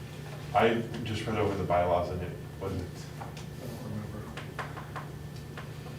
Oh, can you help us with that one? It came up in here because of our normal cadence, right? Yeah. So it's put on to talk we about. can, I'd say we approve me, and then at the next board meeting, we can approve Cecilia, because she'll actually be on board by then. Yep, that's fine. Does that sound good?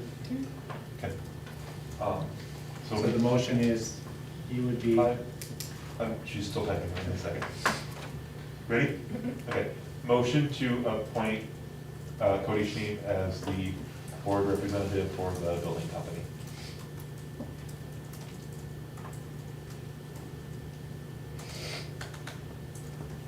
Okay.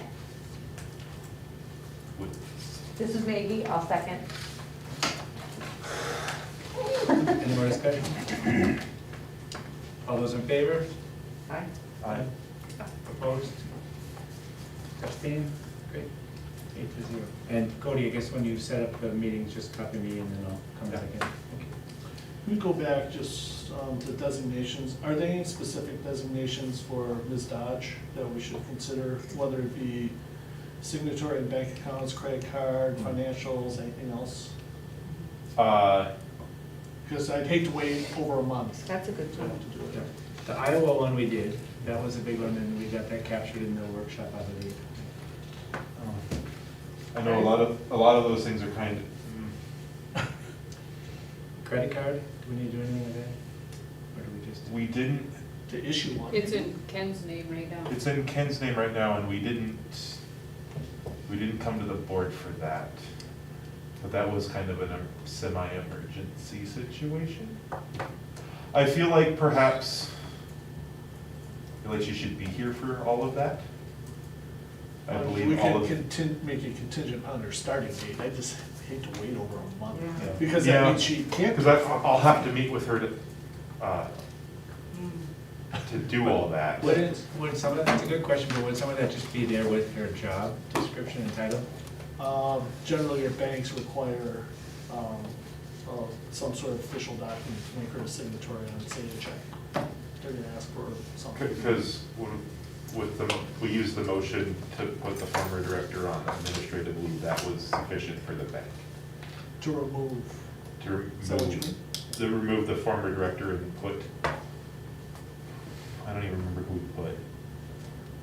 Well, and whoever we put, we'd have to remove them and then put in Ms. Dodge with a Right. separate motion, Yeah. right? Or is her contract as director enough? Because you've already motioned to hire her and accepted that.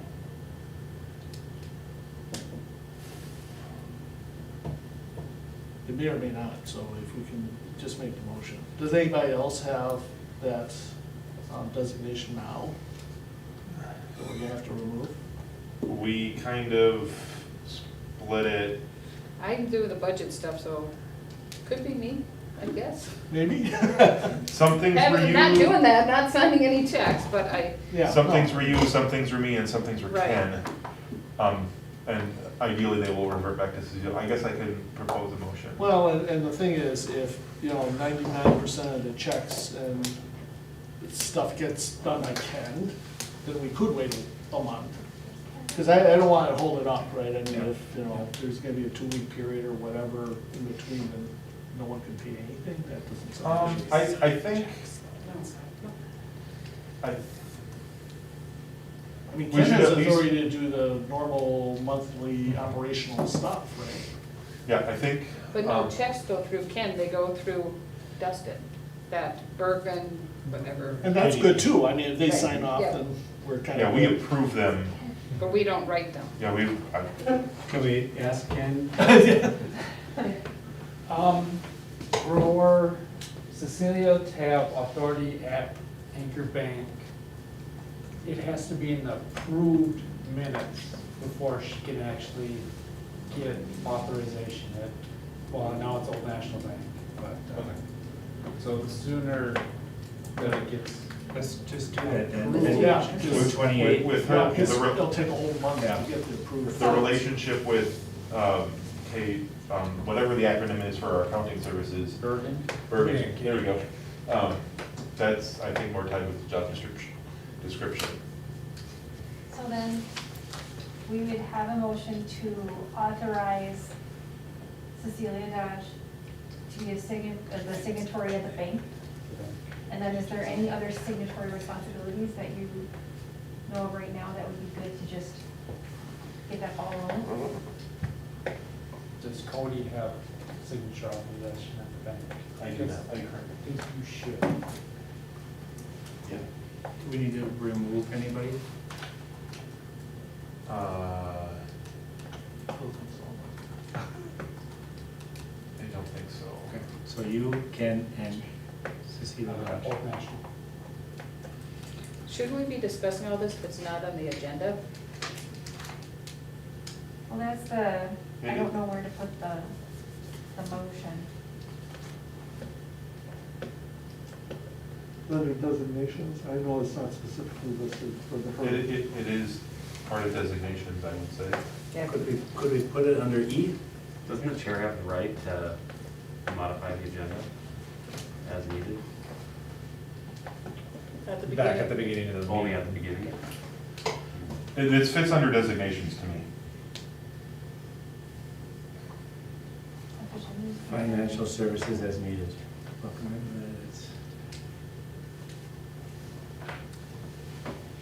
That motion wasn't just could be interpreted as not just for the audit, so we could put it under that. Or I could take it as E, 12E. We have the interim director update. So, But Yeah. let's put it as B, C.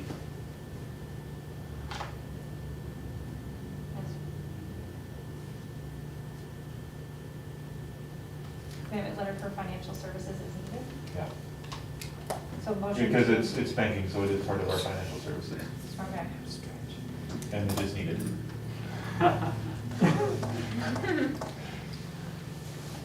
Okay, so then, under Motions. that one, a secondary motion.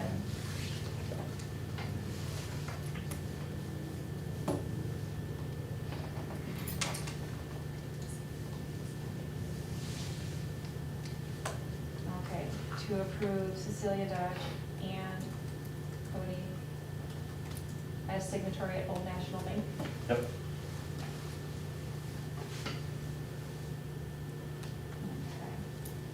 Okay. So, Do we need to put the date in there, because for higher date is until Monday? effective, that's 26th? 28. 28. Oh, I was in charge of time. Effective 6/28/21, or do you need to be effective? I'm already on there. Oh, okay. So then And do I? putting me on there is just keeping me as the signer. Oh, okay, makes sense, okay. I mean, technically, we have a change of treasurer, it just is me. Or I'm still the treasurer, so there is. Gotcha. Okay, so then, are you making? I'm this making that motion, yep. The motion to approve Cecilia Dodge and Cody Schneep as signatories at Old National Bank effective 6/28/2021? Yep. Okay. Is there a second? Or is there a second? I can second. Okay.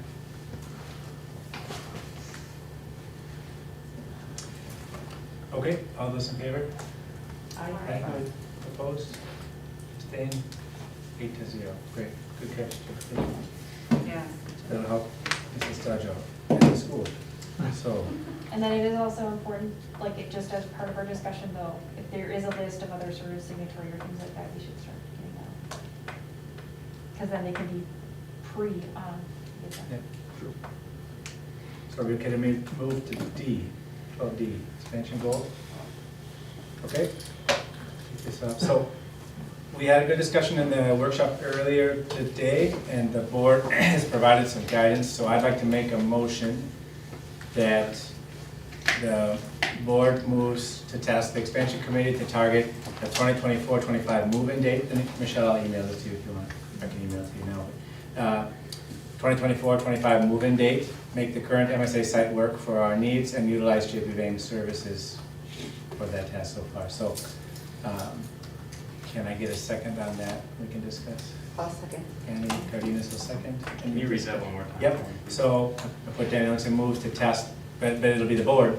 The board moves to task the expansion committee to target the 2024-25 move-in date, make the current MSA site work, as opposed, I guess you could say, this is my own verbatim, as opposed to moving, and utilize the JP Vang services.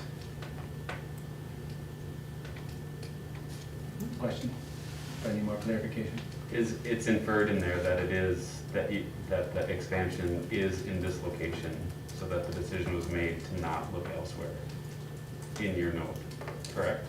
Yeah, and that's part of the discussion. Yeah. What we had in the workshop was the kind of the request and the motion, the movement that we would like to see what we can't do at the current site as opposed to exploring new ones. So I'm open to other feedback. So I'm probably coming in hot a little bit on this one because I'm new, but I thought Adam brought up a good question on just, I know there's, I don't have any of the context of the history of the conversations that have happened, but understanding where we are now and the prime real estate that we have, very central, very good for the people that go here. I think my two questions were, what's the catalyst for this expansion goal?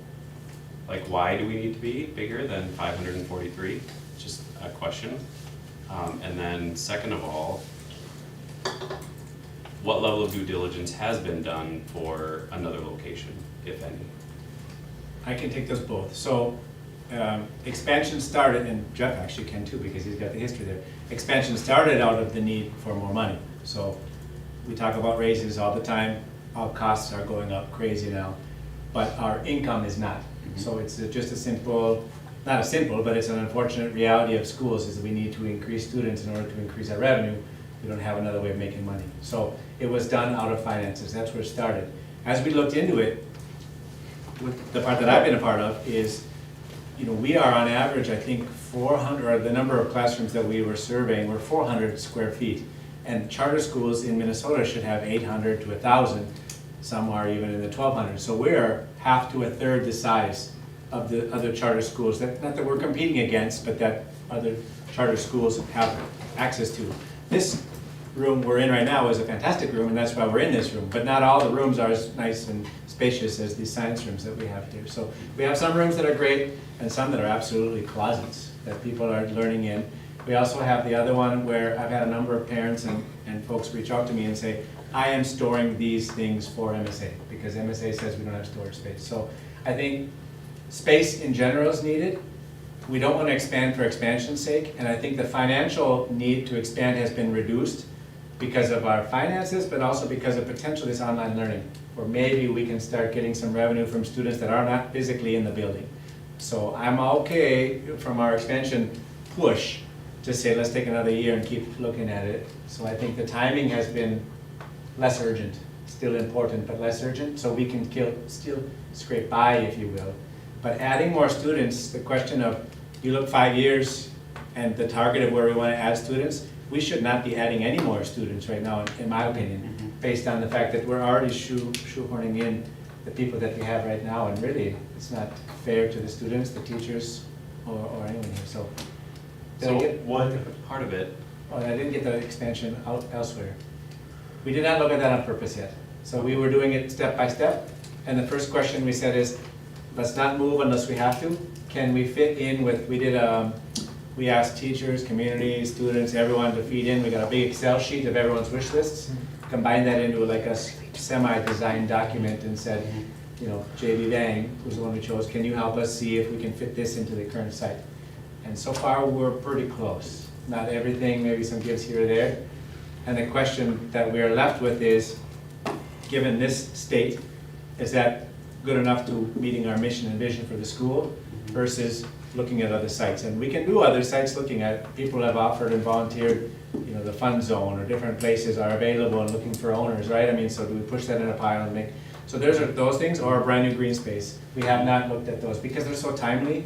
We have to act on it. We have to have almost been pre-approved so we can buy that land and then move. We haven't done that part yet. and I'm not saying that we should, I just was asking kind of what that thought process was. Yep. Really quick on the, your first comment about the student-to-teacher ratio and just kind of salaries, and I was thinking about, I don't remember which one of you commented earlier, but just you like the small, like the class size, having the smaller class size, and I know I'm generalizing, but if you add more students, you also have to add more teachers, or you have bigger class sizes, which would go against one of those other philosophies. So I understand the idea of expansion and adding more students. I don't know if that's necessarily a justification or a way to get to a higher salary, because then it just makes the class sizes bigger.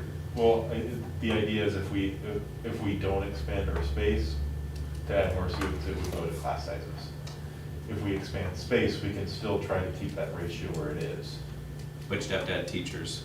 We'd have to have teachers, yeah. Which means that bucket of money from those students doesn't go to the existing teachers, maybe a portion of it would also go to new teachers. So the goal to increase salaries is a little bit diluted, that's what I'm trying to say, I guess. Yeah, so a portion of the new revenue would go towards the new support for those students, but then there would be some freed up for the general pot. Yeah. I know it's a generalization, just I was. And then another thing, so like public, like big school districts, they can do referendums to raise money, we can't. Right. So we are very like. Constrained. Yeah. So it is a. Understood. Very, very interesting balancing act that we have to play with. And that is unfortunately one of the downsides to a charter school. And I'm hoping, I have an accounting and finance background, I'm hoping I can revamp some of these things so they're not as constrictive. One of the things we went through in a previous month, that then, again, J.B. Vang helped us with, was we took the number of students, it was 900-ish and 1,200-ish. We're currently at 540, 560, so. And they plotted out how many different, how many additional teachers and in about what subjects. And so we have that spreadsheet, and that was used to calculate the size of the building that we need. And then that gave us I think it was 21 million for the 900 students and 31 million for the 1,200 students. So we have some of those details that we can share. But I agree with you, we don't want to lose that small field, but I think the vast majority of students that changed was because they wanted a bigger school. So we're kind of we want everything. We want the small school field with the space and the academic, so. I will say though, with regard to that, the number of students leaving versus staying is significantly different. Yeah. So we have to keep in mind that we want our students who are staying to still stay. Yeah, that's true. So. Would you say it's different, like more are leaving than are staying, or more are staying? No, I'm saying that only a few are leaving, Yes. most of them are staying. Yes. If they're staying because of that element of small school and community, Yeah. then that is Yeah. where our focus is. And you can still build community with a larger student body, so do it very carefully, very mindfully. So while I understand exit survey, but that's still, 12 respondents? It was not that many. Yeah. That's right. So, the larger question we need from our current community is that exact question. Is where is your mindset at? Where do you want to see, as MSA does financially still have a need? So there's things we have to do, but how can we do this mindfully so that our student body and our families are still embraced with kindness and community and respect? And I think we can do whatever the board wants us to on the expansion. We were just looking for a little bit of direction there because we're getting to a spot where we could, make some big decisions that would have implications for the school. But we didn't want to do that as a committee, so we needed the board to chime in. So we can also, we have this extra year, we can kind of keep our ears out for available sites that come up, or you can task the committee, we can task the committee to go out and do a survey, come back with 3 properties, and we decide from there, because that's another option for us. Definitely would give us a lot more variables in terms of design with the school, but it does come at a cost of new location, it's going to change things. Yeah, Definitely.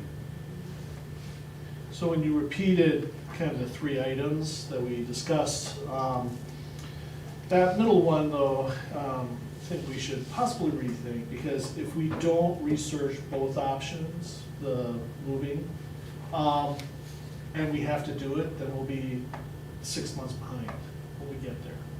So where I see is stay is one end of the spectrum, leave is the other end. In the middle, it's we keep both. Some variation of keeping, moving, keeping here, but eventually, I mean, the middle ground is more likely perhaps than either end of the spectrum. But staying is only one option, and I'm afraid that if that just doesn't work out, because we've had, I mean, essentially, there's zoning issues. I mean, it's the being able to even have access, with the possible height of the building is going to be an issue. Then rezoning, because we're going to have to rezone building C and D, because right now they're commercial, light commercial or whatever, because we lease it, and we're paying property tax on those. So we're going to have to rezone that so we don't have to pay property tax.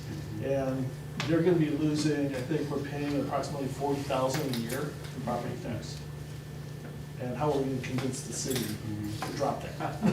Well, and Yeah. that was my comment about the discussion in Woodbury and Right. Lehigh and things about the balance between. All possible, nonprofit because and over nonprofit. time, the city council could change their mind. But we all know that, But we still have to you go. know, like back. Shannon mentioned, in the past, they weren't so loving of, even routing what we thought was a very simple, exit and entrance for the Orthodox. So, I don't know, I mean, it's like a 50-50 toss, maybe not even, because we have to rely on what the city council is willing to do. And this is also where we need to start lobbying the city council. That was my other question. And, yeah, What's the who's gonna lobby? relationship with city Yeah. council right now? Right. Yeah. So, yeah, not me, but my understanding is that that's one thing that J.B. Van Alphen can help us Yeah, with. yeah. 'Cause They seem quite confident, not that they can control the outcome, but that they have the relationship based on And the discussion. resources and stuff. We're kind of a magnet tenant, if you will, so our hope is that we can have a little bit of both. But the other thing we can do is we can say, let's change that middle bit of the motion and just say, continue to explore, I think we should. additional Or that properties. we're not going to move away specifically from this site.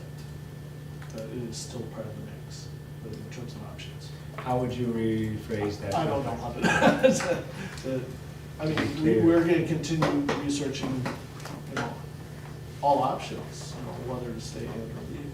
Continue With a- researching options with a focus on remaining in this remaining on location. this situation we want to keep that new date though. Yep. Yeah, But the I date like helps, the way the date helps, Cody, I like the way Cody said, I mean, you start the process, we might have to lengthen the timeline a little bit, but I like the fact that it's lengthening the timeline, but our goals are similar, and you start it, and that's, we're shooting for, what was 23, 24? 24, 25. 24, 25, So, for now. And that's And a we may great goal. find in the process, I know I mentioned it before, but we have options for online schooling, so if that is a viable option, that could completely change the project. Right, Because maybe we just need to tear down building C and D and build something there, and we can keep A and B, I don't know. or it's a financing option to move, who knows, I mean, I love that flexibility. And just to address, what Eric said, and we've talked about it a little bit, but I love, having some sort of conversation about increase in teacher pay. I mean, to me, expansion is about the building, but it's about so much more.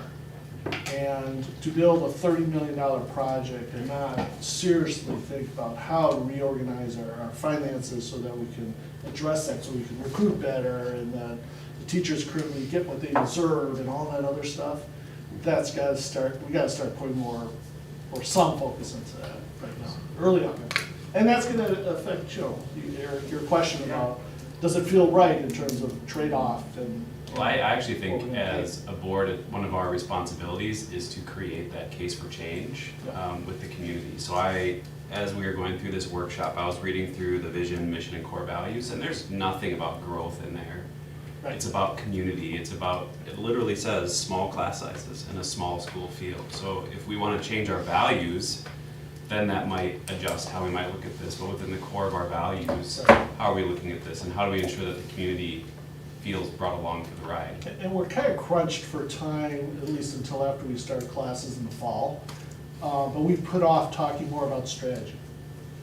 And looking at this is, we have to nail down our strategy before growth, instead of the other way around. Now, right now, things all seem like they're urgent.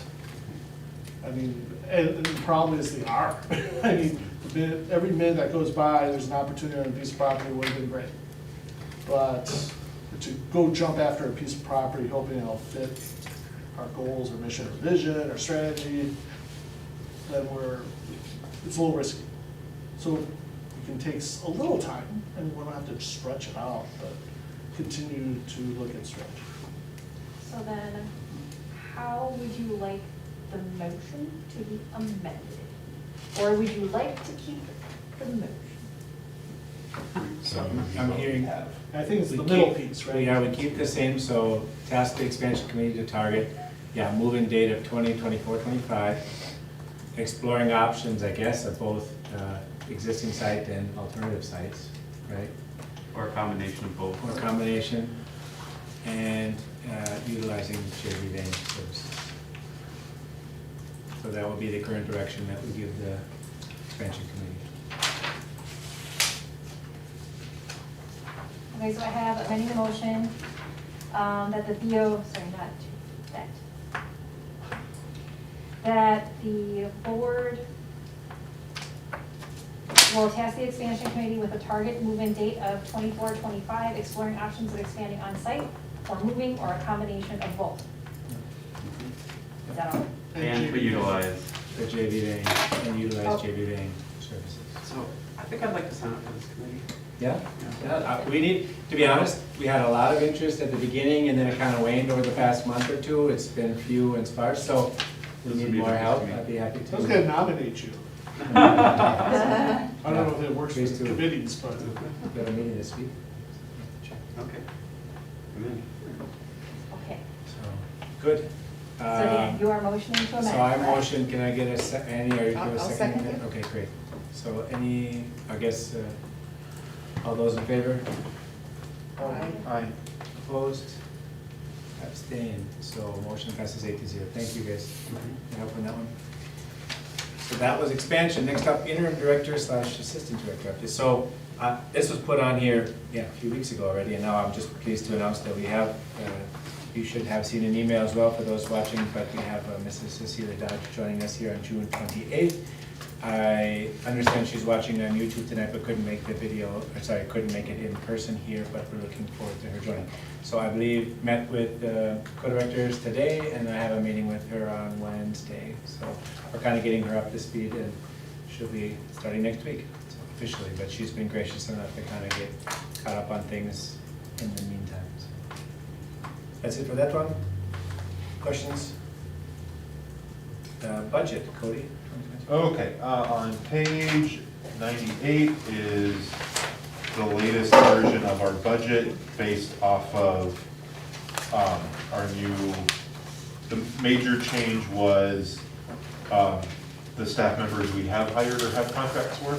to get a better idea of what their salaries will be. And it's not actually broken down in here, it is just on one line item for page, on page 101. And we need to approve that tonight, so we have an operating budget to start with on July 1st. We will most likely have to amend this budget next month, once everyone's hired and we have a better understanding of who's been hired and what their salaries will be. But we have to have something approved now, and with that knowledge, we will be amending it. So then, No, no, I'm just saying, so what areas of the budget would be soonest to amend?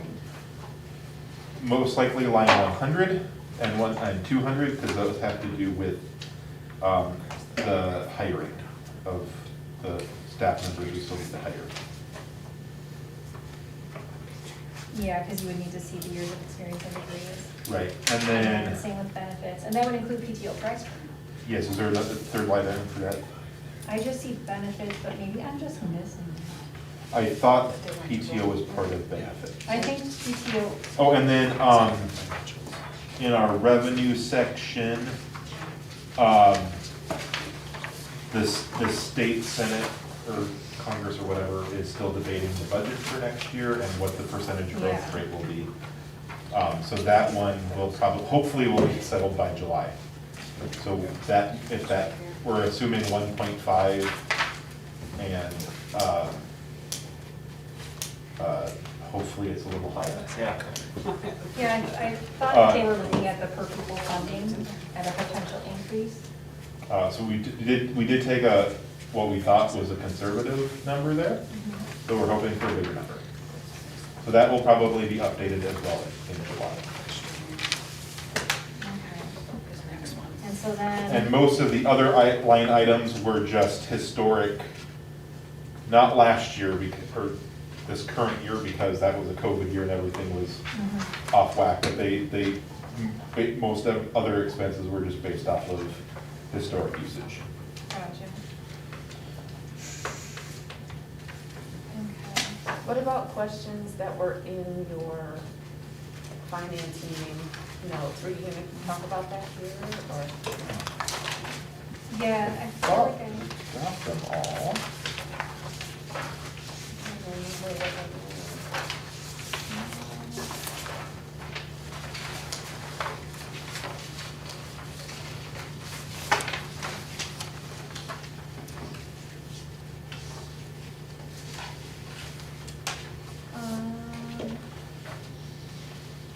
Page 48. Expansion. What page was that? Page 48. Page 40 is your start the finance. Thank you. I know, I read those, thanks, Jen. I thought we addressed everything. Oh, I think with the, wasn't it like the time and a half thing?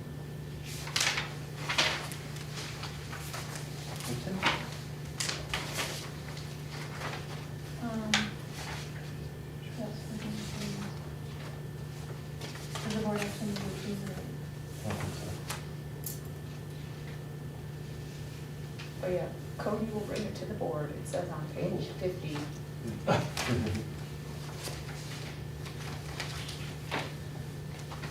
Oh, okay, I guess I did miss that one.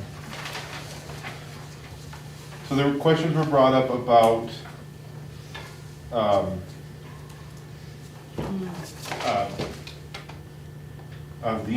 if the interim director should get paid that director salary stipend when they're on vacation this year. Or should they just get their normal PTO rate? We did not specify that in our motion about the stipend. So the PTO rate is not an hourly rate based upon an annual salary number? Oh, okay, so,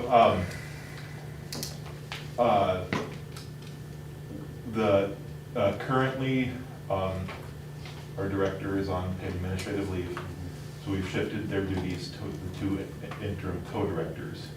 And we approved a stipend to help compensate them for that extra work. The question is, normally a person, even if you're salaried, you don't get paid when you're not there, you get your PTO rate. We didn't specify if that stipend is part of their PTO rate as well. Got it.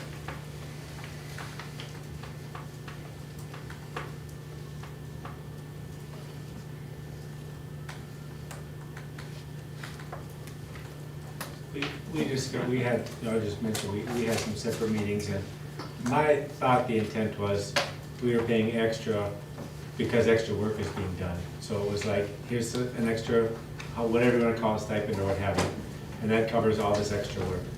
When you're on paid time off, that feels different than what we were trying to do as an intent was rewarding or compensating, if you will, for extra work. So it doesn't feel right to me to say there's extra pay even when you're on vacation. I don't know. Well, but what does the rest of the board think? Because we didn't specify, it's true. But this isn't part of the budget approval, right? This is just right? Because this is for, budget approvals for next year? Yeah, this is budget approval for next year. So this is something that was on this year, but so, you know, back Yeah, in we the. probably should have talked about it at the finance discussion. Yeah. Is it wrong to ask how many dollars we're talking about right now? It was 1,066 per week, is that right? Or what was the number? Yes. We tried to be fair, Eric, and we took the salary of the previous director and split it in half between the two co-directors. So 1,066 per week. Our annual budget is what? Well, 5 million? yeah, it's a good question. I mean, I think we're into the 6 millions. Yeah. I guess the question would become what, after the stipend, the $500 stipends and things like that, where would we be at in terms of? I had that number. Because most of it's spoken for. It's a big budget, but the vast majority is ours. Of course. Dustin I think noted. it's a question about the discussion point, like, do we need to approve the budget and then I think we should yeah, move back finish that to- topic. And then can we go back and take the one that we missed? Yeah, I think we should approve the budget for next year. Yeah, let's approve the budget for next So year. was there a motion that, Cody, did you have a motion? Motion to approve the 2021, 2022 proposed budget with expected revisions in July for updated information. With expected, Updates for the state growth pay rate and salaries and related expenses.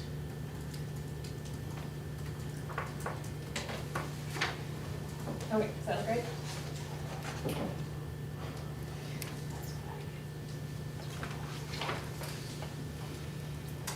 Yep.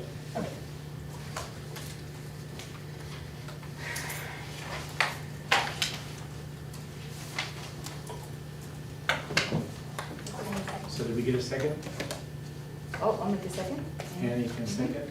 Actually, can I ask one more question? Yeah. I'm sorry. So your state revenue assumption, the calculations is 6.9, or 6,891 cents. Oh, wait a minute. So the total general election, or general education state revenue, 4 million, how does that equate to the total revenue budget? Like, can you connect the dots for me on this assumption Okay, calculator so- in the actual budget? So that 1.5% is growth over what we got from the state last year. Yep. So our state funding was 4 million, whatever, or would be 4 million, whatever. We get funding from, so we get some funding specifically for special education, and we get funding from the federal government for certain things. But the biggest portion is for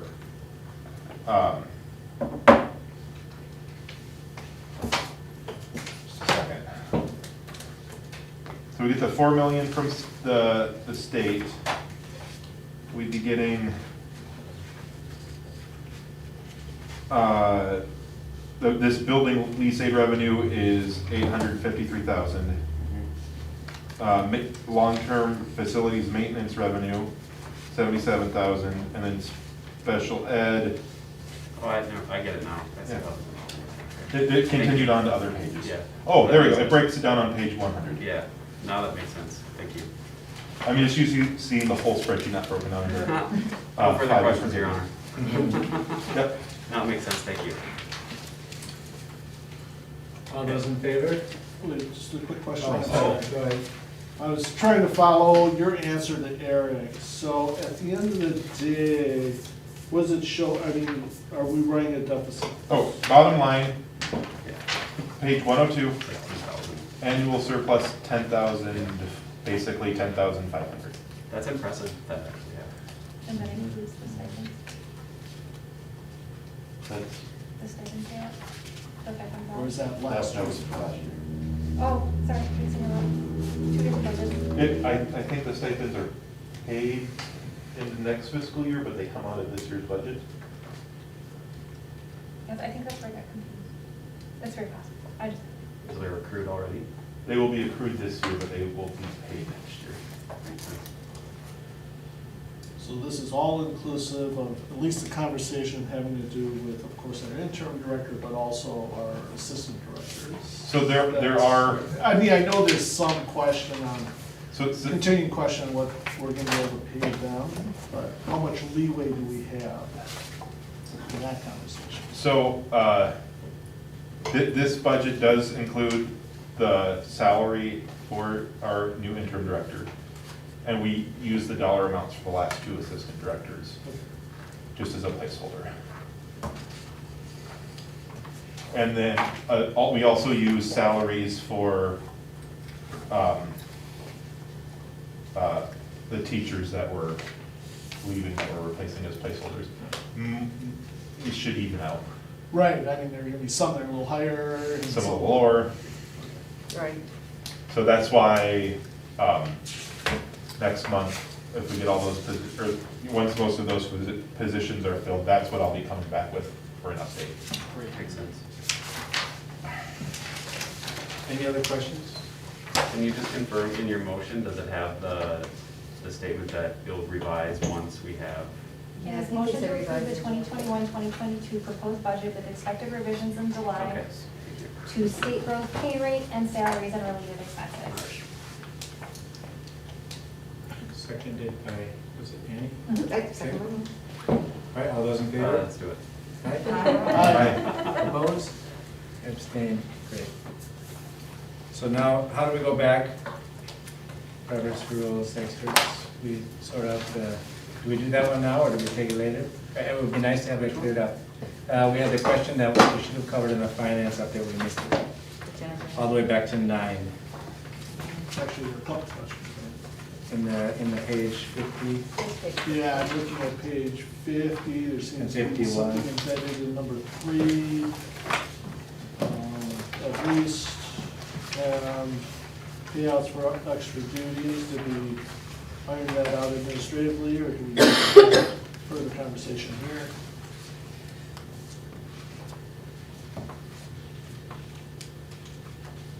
Can't tell if there's a recommendation there somewhere, I think there is.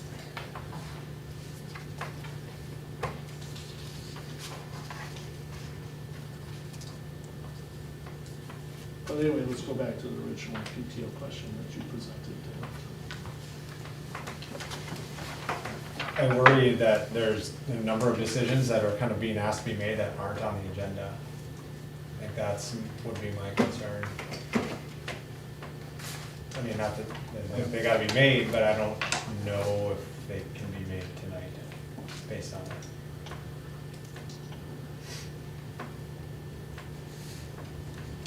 Would it make sense to just come back with specific questions for the July one, and can we wait, I guess? I actually had a question on that one that I wrote over there. Can votes happen between board meetings? Are we able to do this electronically? Absolutely not. It's a good question. Don't know how to do that right now. So we have had in the past special board meetings? As I say, if you wanted to knock it out, you could schedule a special board meeting for next week and reconvene to take care of 3 very specific things. So what are the consequences if we don't vote on these until next month? Some of these will have been paid out already. Can we revise it? What has been paid out, I don't understand. No, I mean, if we wait until vote, to Oh, vote until gotcha, then they will July. not have been, yeah, gotcha, gotcha. They can be accrued for this fiscal year, and that can be adjusted. No, but the payment will have already been made.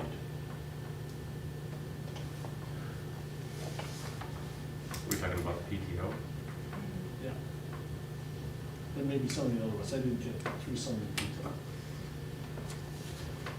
I mean, I have no problem with a special meeting, a short one, because frankly, we might have to look at this a little more carefully anyway. I mean, there, like I said, there are at least 2 or 3 embedded in here that may require a conversation. Can we identify those? Well, number 3 is a question, wherever it says question, so I'm looking at number 3. There we go. There's a PTO question there, at least 1, maybe 2. And actually, that's an ongoing issue, right? So maybe we should take a little time to make sure that we get it once and for all, because it's not been addressed. The payout for other structural dues, a little easier to, I think, determine, and then the PTO question. But that's just me, I'm available for a special meeting, if that's what it requires.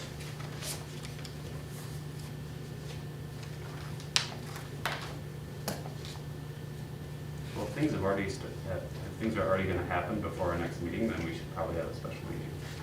Because we need to address the open topics.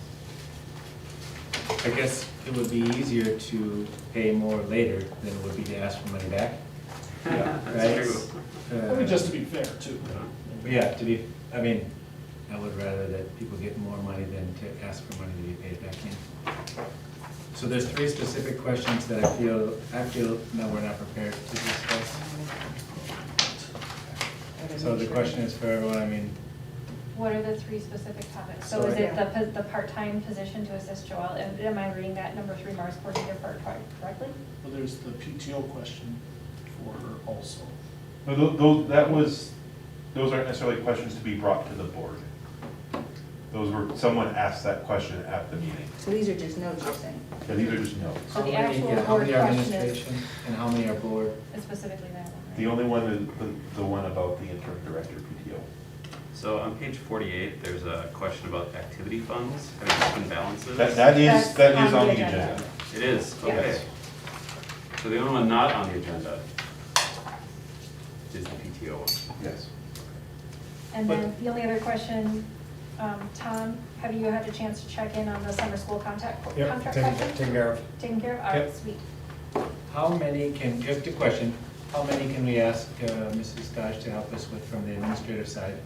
And how many does the board need to say, here's the direction? Do we have ones that the board need to step in and, because I feel like for us, deciding PTO or all these things is a little bit more detailed than normally we would be involved with. I would say that's an administrative duty, but we are asking for clarification on a board motion.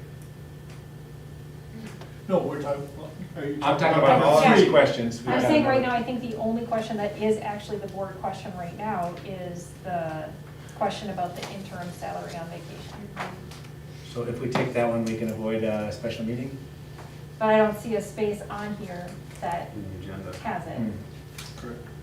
And And I like would reviewing agree. general financial, like reviewing the statement, you know, like reviewing committee notes is different. We follow Robert's rules. Yeah, we do. Gotta be. I got a book here. I was just thumbing the books. I Yeah. haven't read them yet. But I would agree, though, those other 2 could be operationally handled by Ms. Dodge.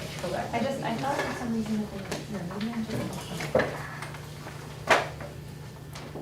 Solar contract, credit board activity fund.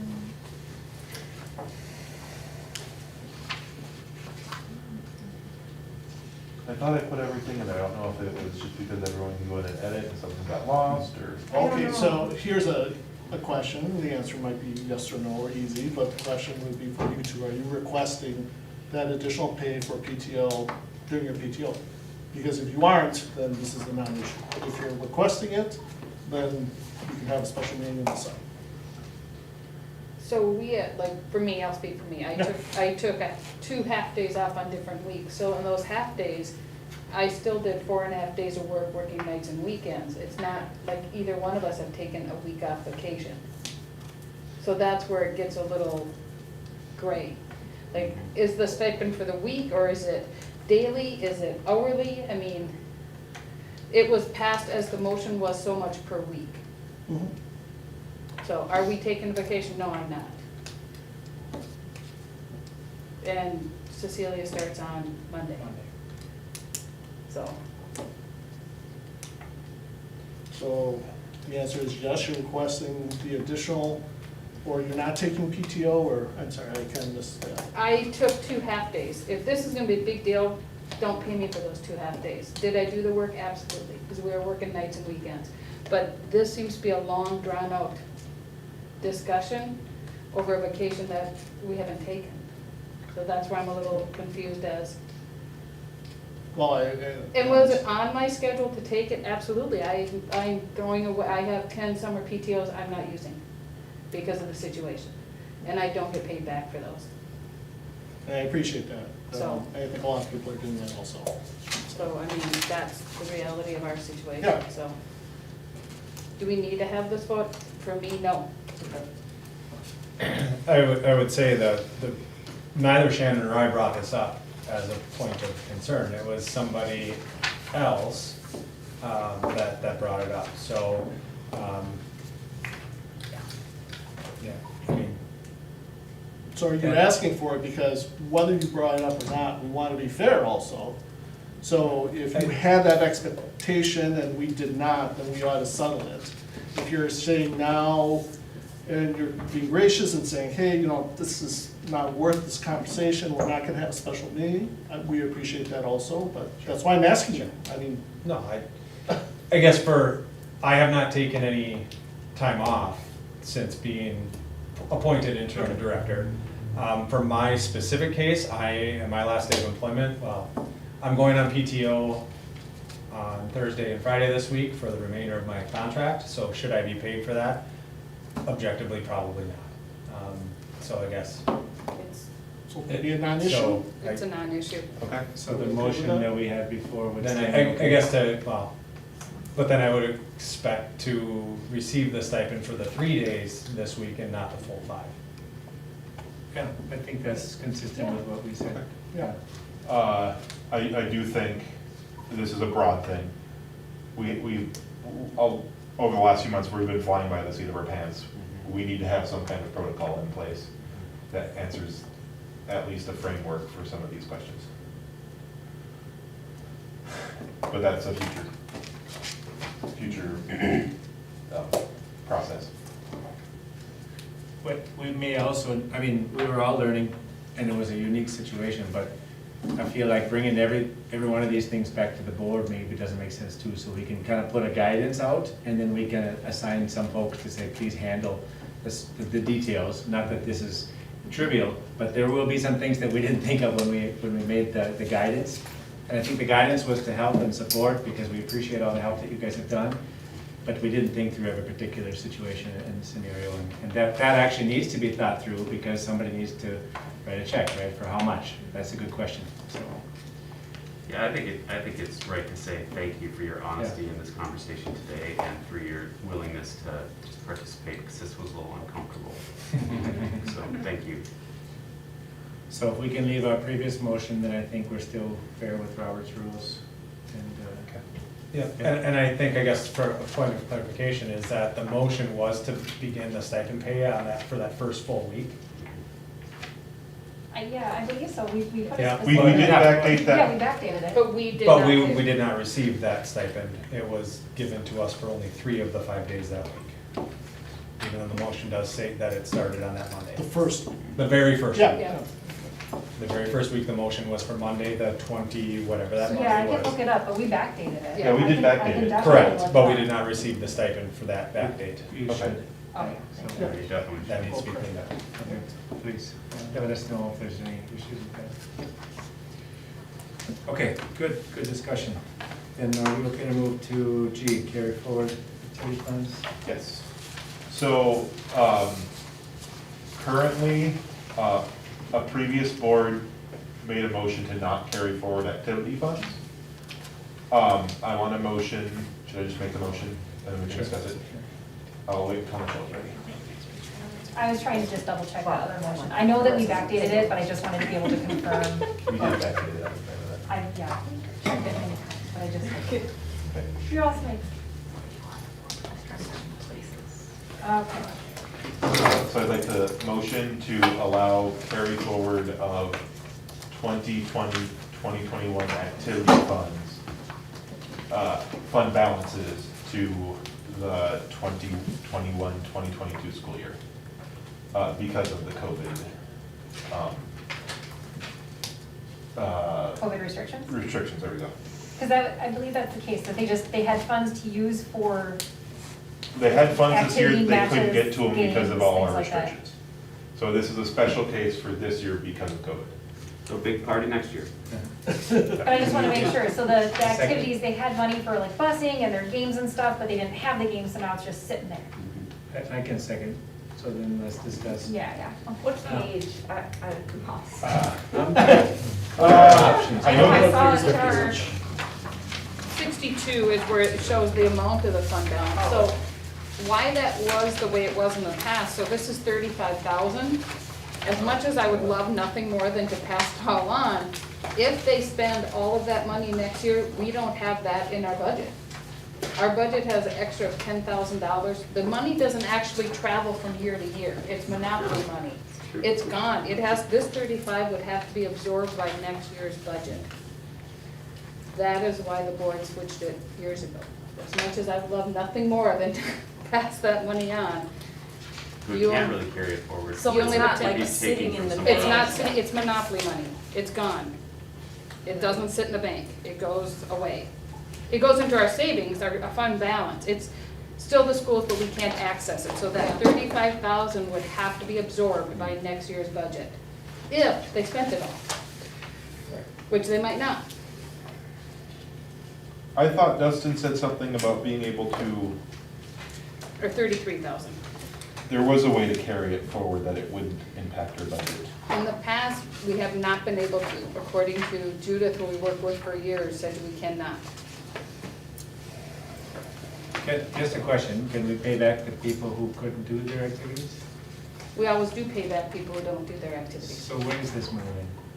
What is what? What is this 33,000? This 33 is money that wasn't spent, so if events got canceled, or if, like, we didn't have busing because we couldn't get busing, then this money sits there. The coaches are gonna try to spend it down. A lot of this might go away yet, as they try to buy equipment for next year. Okay. So we try to spend as much of it as possible. But, I mean, if there was 10 students in an activity and $1,000, can't they get $100 back? No. They cannot. We cannot do that. I'm seeing the spot where you have the question, but I don't know who gave the answer. It says it's recorded as an assigned fund balance in the past, but because of COVID, we believe they should be able to keep their money and roll it over for the year. That But was it's Dustin. different, so. So if he can do that, that'd be fabulous. But, That was Dustin. so he's saying there's a special circumstance this year. Yeah, Maybe there's a special rule specifically for okay, it. so. That'd be fabulous if that's right, but that's, in the past, that's why they didn't do it. Yeah, and I remember that part specifically, so I was wondering about. So it might how be this- different because of COVID. There's a lot of things different.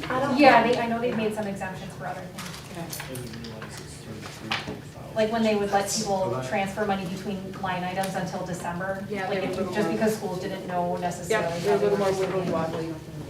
Why would, It's one of my fun. let's, as an example, track and field, why would they need, Their bills are not all through yet. It won't be 7,000.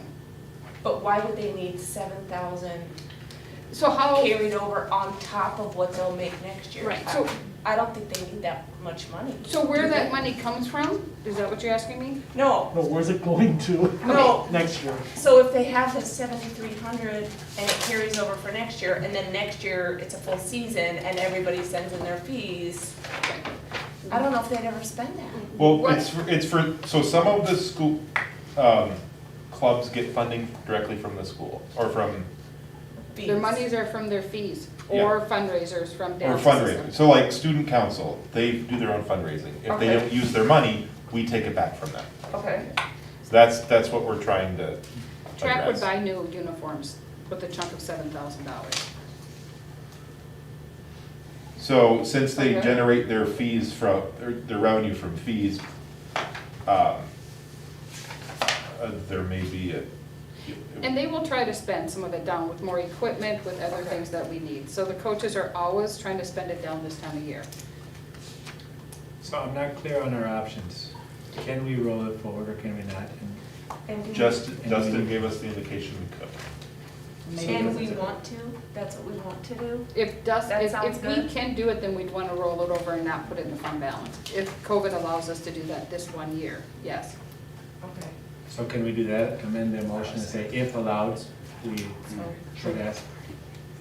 Yeah, we'll verify that, Although if you even have to say if allowed, because if it's not allowed, we're not gonna do it. We can't, so. We really don't have So the motion is to carry it forward. So, you want to amend, hang And it's not this amount, it sounds like it'll be Yeah, less than it's 33,000. currently Hopefully, earmarked yes. for like these Yes. Whatever's left to carry forward. It goes back in the general fund and we can't give it back to them. And to Jennifer's point. Okay. And there Gives are us some, flexibility. there are some clubs that, So you Like- want to leave it as it is, or do you want to amend it to say contingent upon final approval, verification? verification, yeah, go ahead and put it in. I'm okay to second that. But could fees next year for the students Okay, be second. less because they've got so much money? Probably. Any further discussion on that one?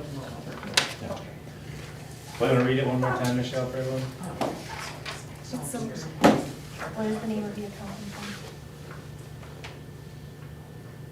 The name of our accounting firm? KDV. Yeah, there's an acronym there and I always panic. Bergman KD? KDB. Another acronym. Kite, dog, bird.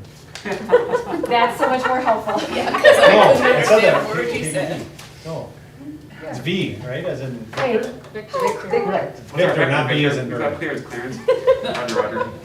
So verb. I know it's on our That's what thing. it is. KDB. Got it, I'll It's somewhere in there. then. It's on the first page of the thing.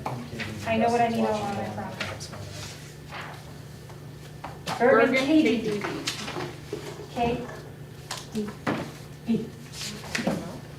Okay, so amend the motion to allow, sorry, I have two twos.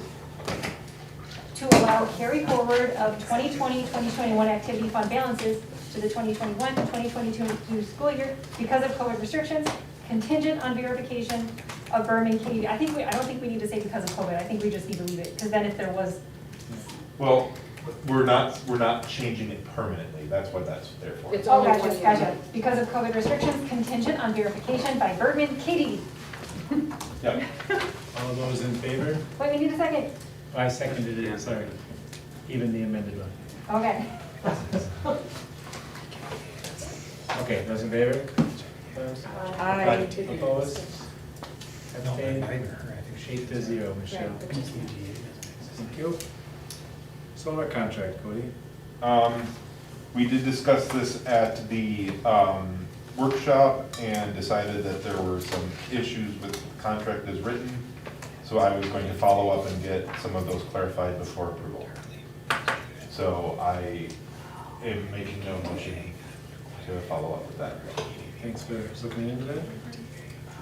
So we move to 13. We have our future BOD meetings, workshop and agenda items. So basically we have, this is our 2021 one, but we were gonna need, yeah, this is the old ones. So we were to work on contract templates, expansion end of year goal, and committee purpose statements. I believe we got most of those contract templates. We ended up with an agreement, but I think we have some work to do. No, the templates is a whole do-over. I mean, we agreed on what we're gonna do this year, is what I'm Yes. saying, Yes. but we still need more work. Yes. So the point is, 2021, 2022 goals, we need to discuss in July, Yeah.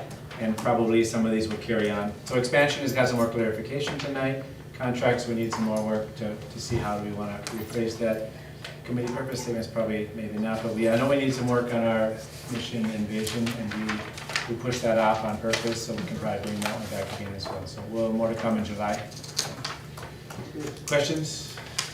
Otherwise, we're looking at next meeting, July 19th, for the workshop and the regular board meeting. Can I get a motion to adjourn at 8:50? So moved. 9 o'clock. I'll second. All those in favor? Aye. Aye. Opposed? Abstaining, great, so thanks, everyone. We grab these here real quick. Does someone bring out the live stream?